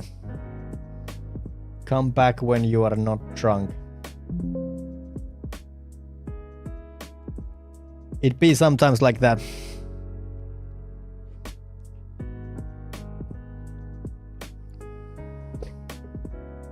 Yeah. So, playtest session next week.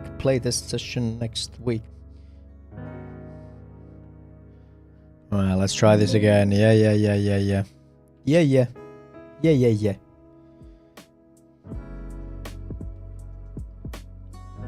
Alright, we are trying to move. Yes, we can't. Alright.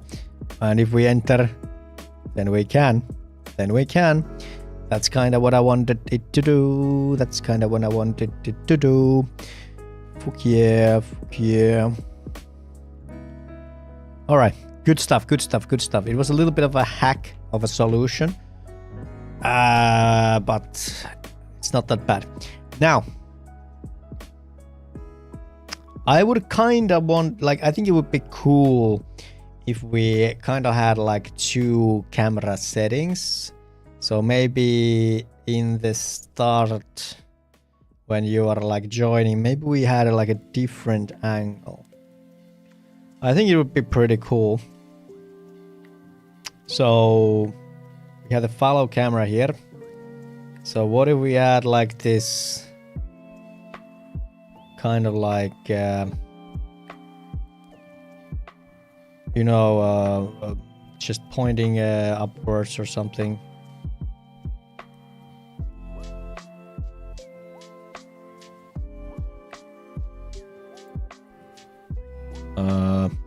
So how do I look up?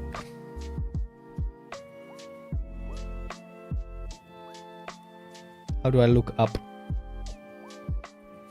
Not that value.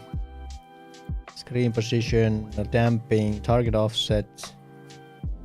Okay, so these do nothing.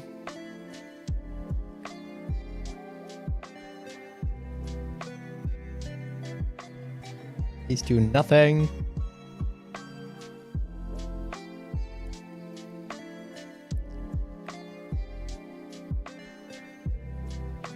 Target offset, position damping, follow offset. I thought these would be the values to change, but guess not.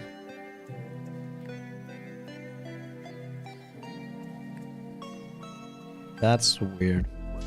I'm almost done with the food, but apparently no backseating needed anymore. Well, yeah. Yep, well, yep. We are doing good. We're doing good. We've almost checked all of the boxes that we needed to do. Now we're kind of like steering into additional stuff. Dutch. So this one does that. So I suppose rotation. So I think we could do like pan tilt. Yeah, so this pan tilt is kind of like doing what I had in mind. So we would kind of like have this sort of thing. So pan tilt, microtransactions. Yeah, like it would, like this would be kind of like the start screen. And then once you logged or like set your nickname, then it would reset back to the way it was.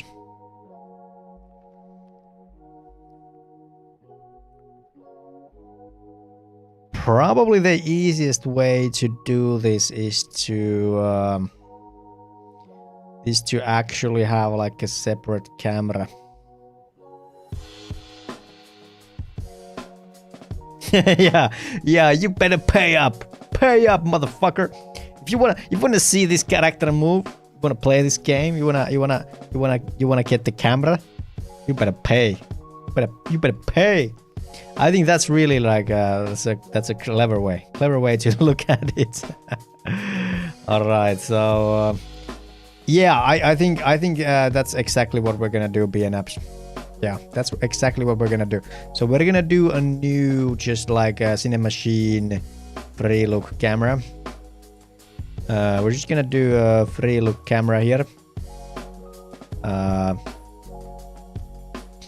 And I think we can just disable this follow camera and move this to the place where we want it to be. So what kind of a view do I want to have? It's not like we have a like crazy good looking shit in this game yet. But I think we could do something like this, or we could do something like this and see the NPCs running around.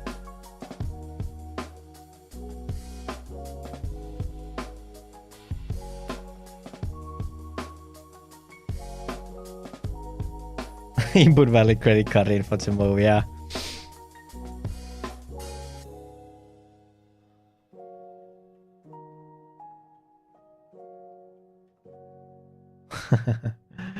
I don't know where this should be. I don't know where this should be.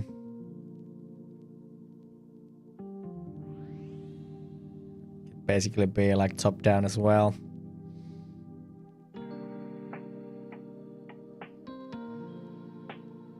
Shadow of TUONELA FPS shooter. Yeah, I don't know. Maybe we'll do like something like this, so that it kind of like you see the house.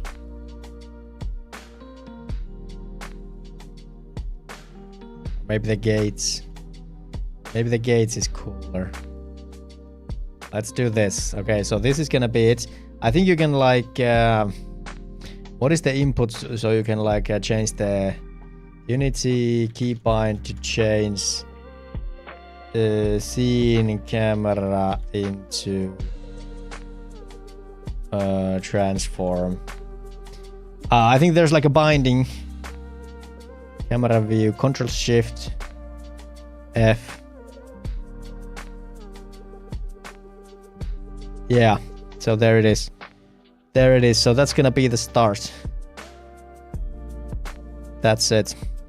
And this is gonna be enabled by default.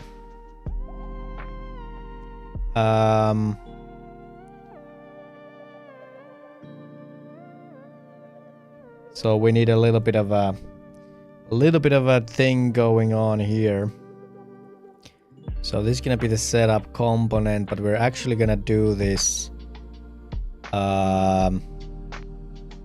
later on. So make this public, and we're gonna have two game objects here. So public game object is gonna be the third person camera, and then we're gonna have the start camera. You can play around with the VOV, yeah. So the third person camera is going to be disabled here at the start. Set active false, and the start camera is gonna be set to true. And once we set up, we are gonna do the other way around. So this is gonna be true and it's gonna be false. And then we're gonna set up all these things. I think that's all there is to it, really.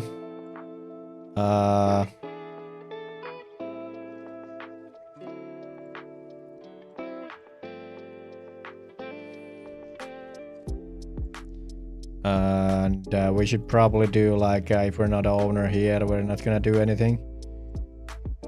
How did what did this look like before? Okay, so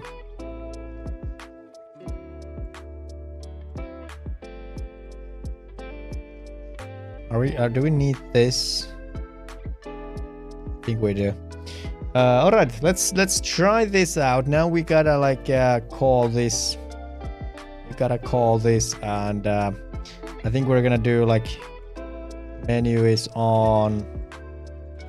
We're gonna set this to false here. And now when we actually press this, we're actually gonna go and set up the components. All right, does it work? Let's do one prediction, ladies and gentlemen. This is gonna be the only prediction of today. Can't remember how the drop tester worked. I think it did. So we had an old prediction from yesterday. Does the camera logic work? This is gonna be the only prediction, guys. So if you want to pop off, if you want to work towards that hashtag leaderboard, this is it, guys. This is it. All right. So we should be now having the. We need to.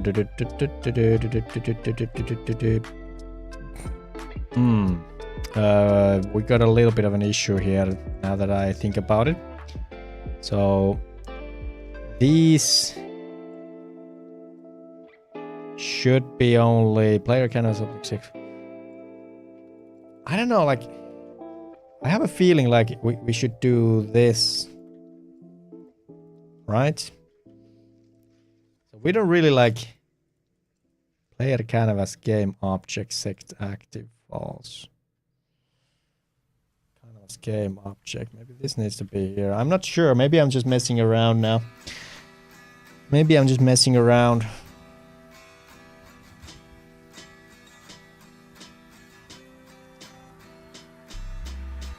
But yeah, it's like you don't really want to have the those camera settings for remote players, or like, you know, other than the owner clients. So we're gonna go ahead and check the controller here. So we should, yeah, how do we get the references though? How do we get the references though?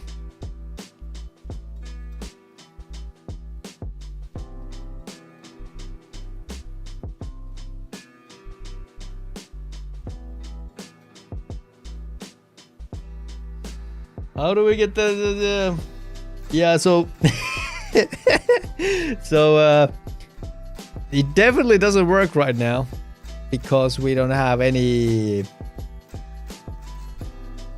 big spenders. Yeah, Progox, good day, good day. So we got a little bit of something here. So we're looking at Cinemachine camera. So we have the main camera here, we have follow camera, and yeah, this is rigged. Yeah, this is rigged. This doesn't work by default. By default, this doesn't work because how do I find these? How do I find this? Unless I put them under player.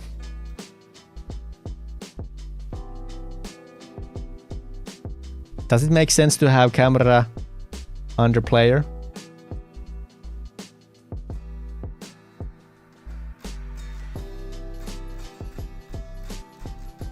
Does anyone have any clue?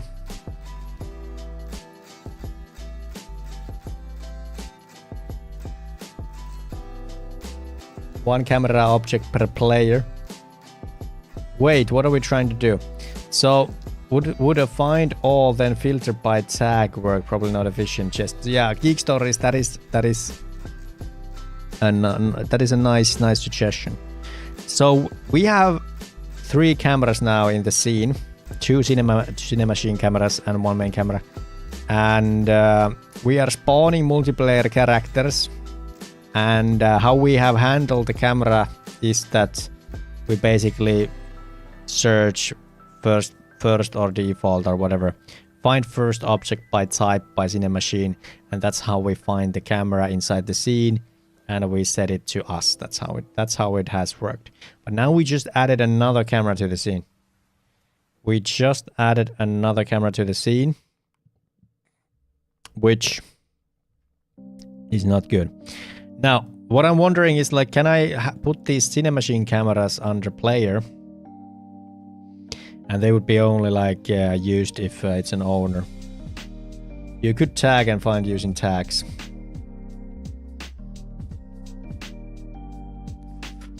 Yeah, I think we're gonna do that. But in multiplayer you don't need multiple cameras, so adding a tag to that single one should be it, right? I think so. Yeah, I think you could actually like argue that you only need tag for this camera that we're gonna use for the player. So I think we could try this. So this is gonna be like player camera or something, and yeah. So let's try this first. So the follow camera is gonna be player camera. And I think it needs to be enabled.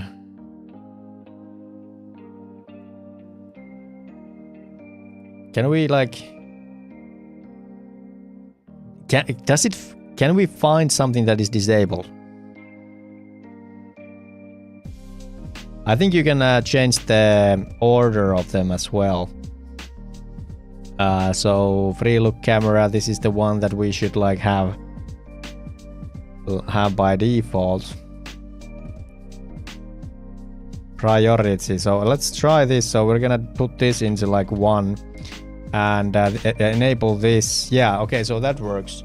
Now it's enabled. Okay, so let's try that. And then we're actually not gonna do this. We're not gonna do this. And I believe we have these now, so I don't think we're gonna need that. So what we need to do now is we basically find objects by type,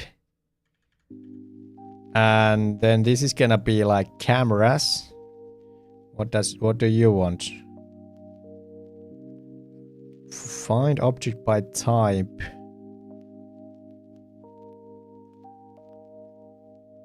What do you want?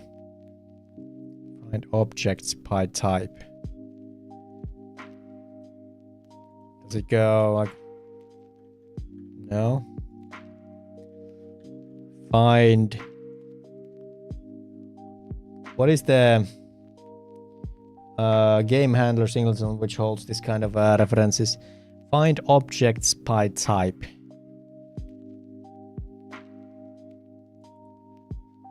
Isn't this right?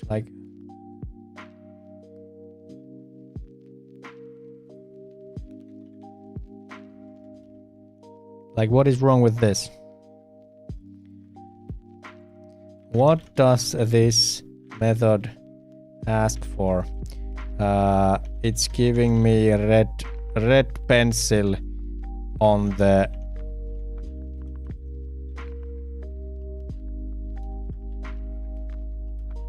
What is it? What do you want?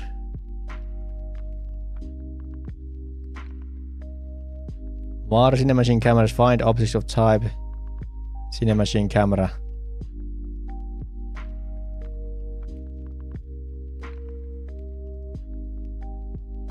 What?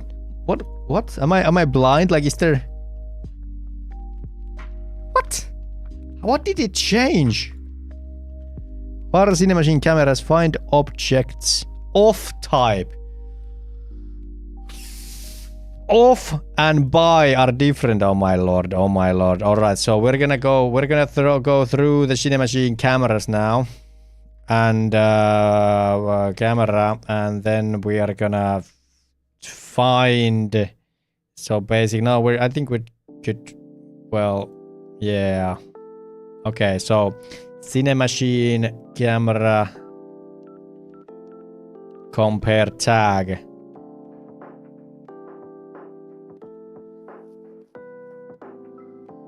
Find objects by type of text mesh. Find object sort node. Yeah. So I think we could do like player camera here. And this is gonna be like Cinemachine camera.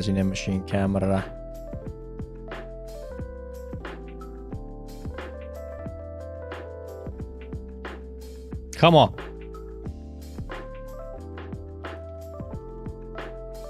So this can't be null.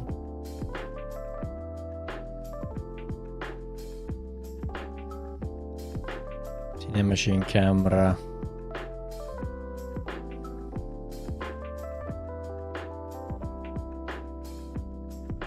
All right. So if this is true, then we're gonna do that.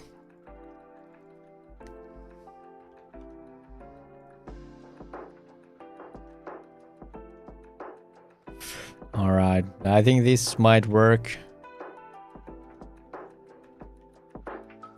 And yeah.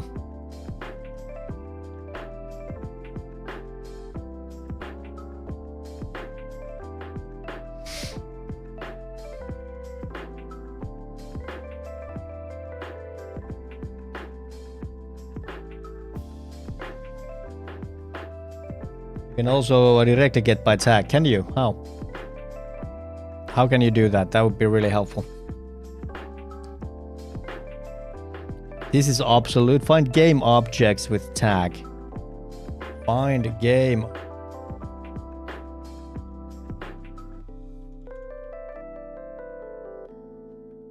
find.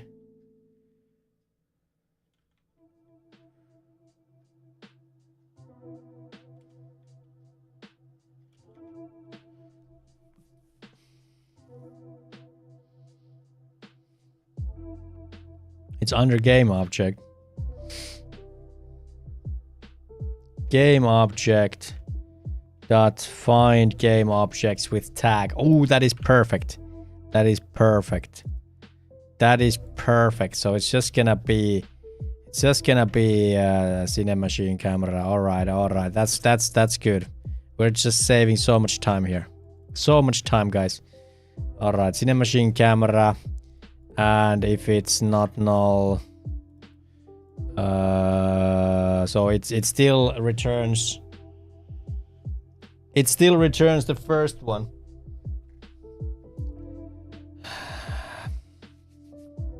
So can you do like? Can I do that? Can I do that? Is it a hack? All right, so this I think this needs to be a Cine Machine camera then. So you need to, do you need to like cast this as a fucking Cine Machine camera? No. Wow, you usually stream so long? No, this is the longest stream ever. So this doesn't work.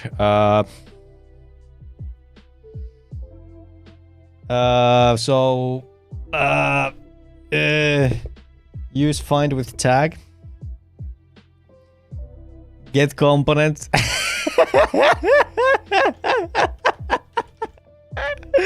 Oh my god.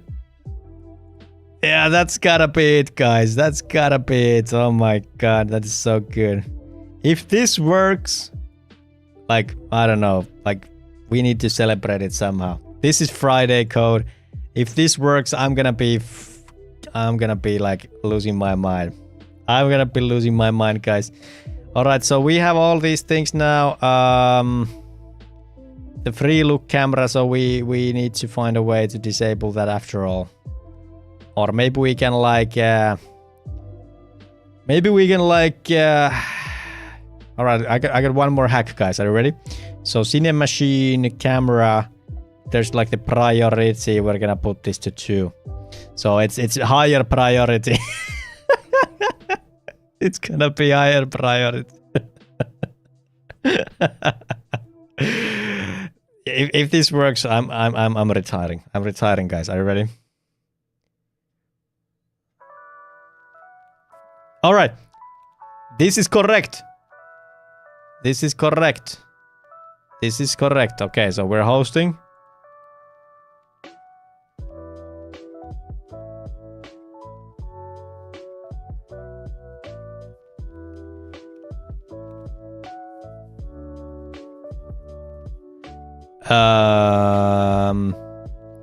So this is the new game called Shadows of Tuonela Spectator. Where the hell is my pop-up?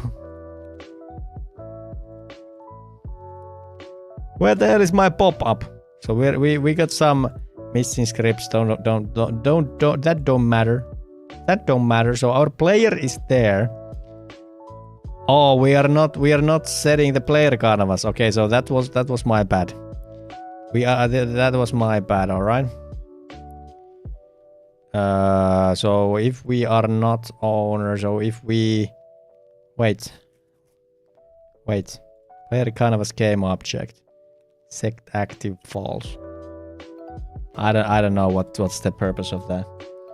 I don't know what that piece of line is. So now it's gonna work. Now this is definitely gonna work. Yeah. Hack is this is gonna become a feature.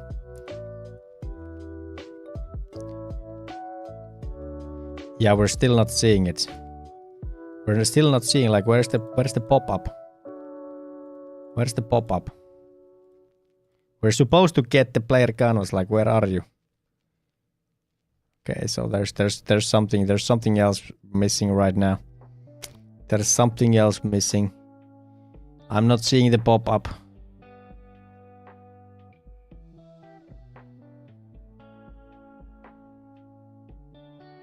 Wrong camera.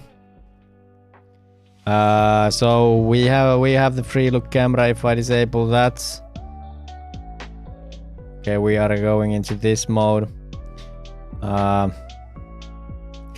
I think we're just like screwing up with the canvases really. Like I can't remember how we set this before. So in the start, okay, we are setting these here. Where player canvas game object set active false. It was like right there in the beginning, but was this how?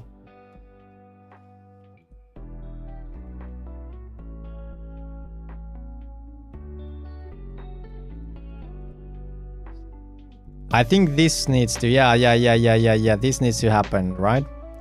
This needs to happen. All right, so this, I think that was it. Was it?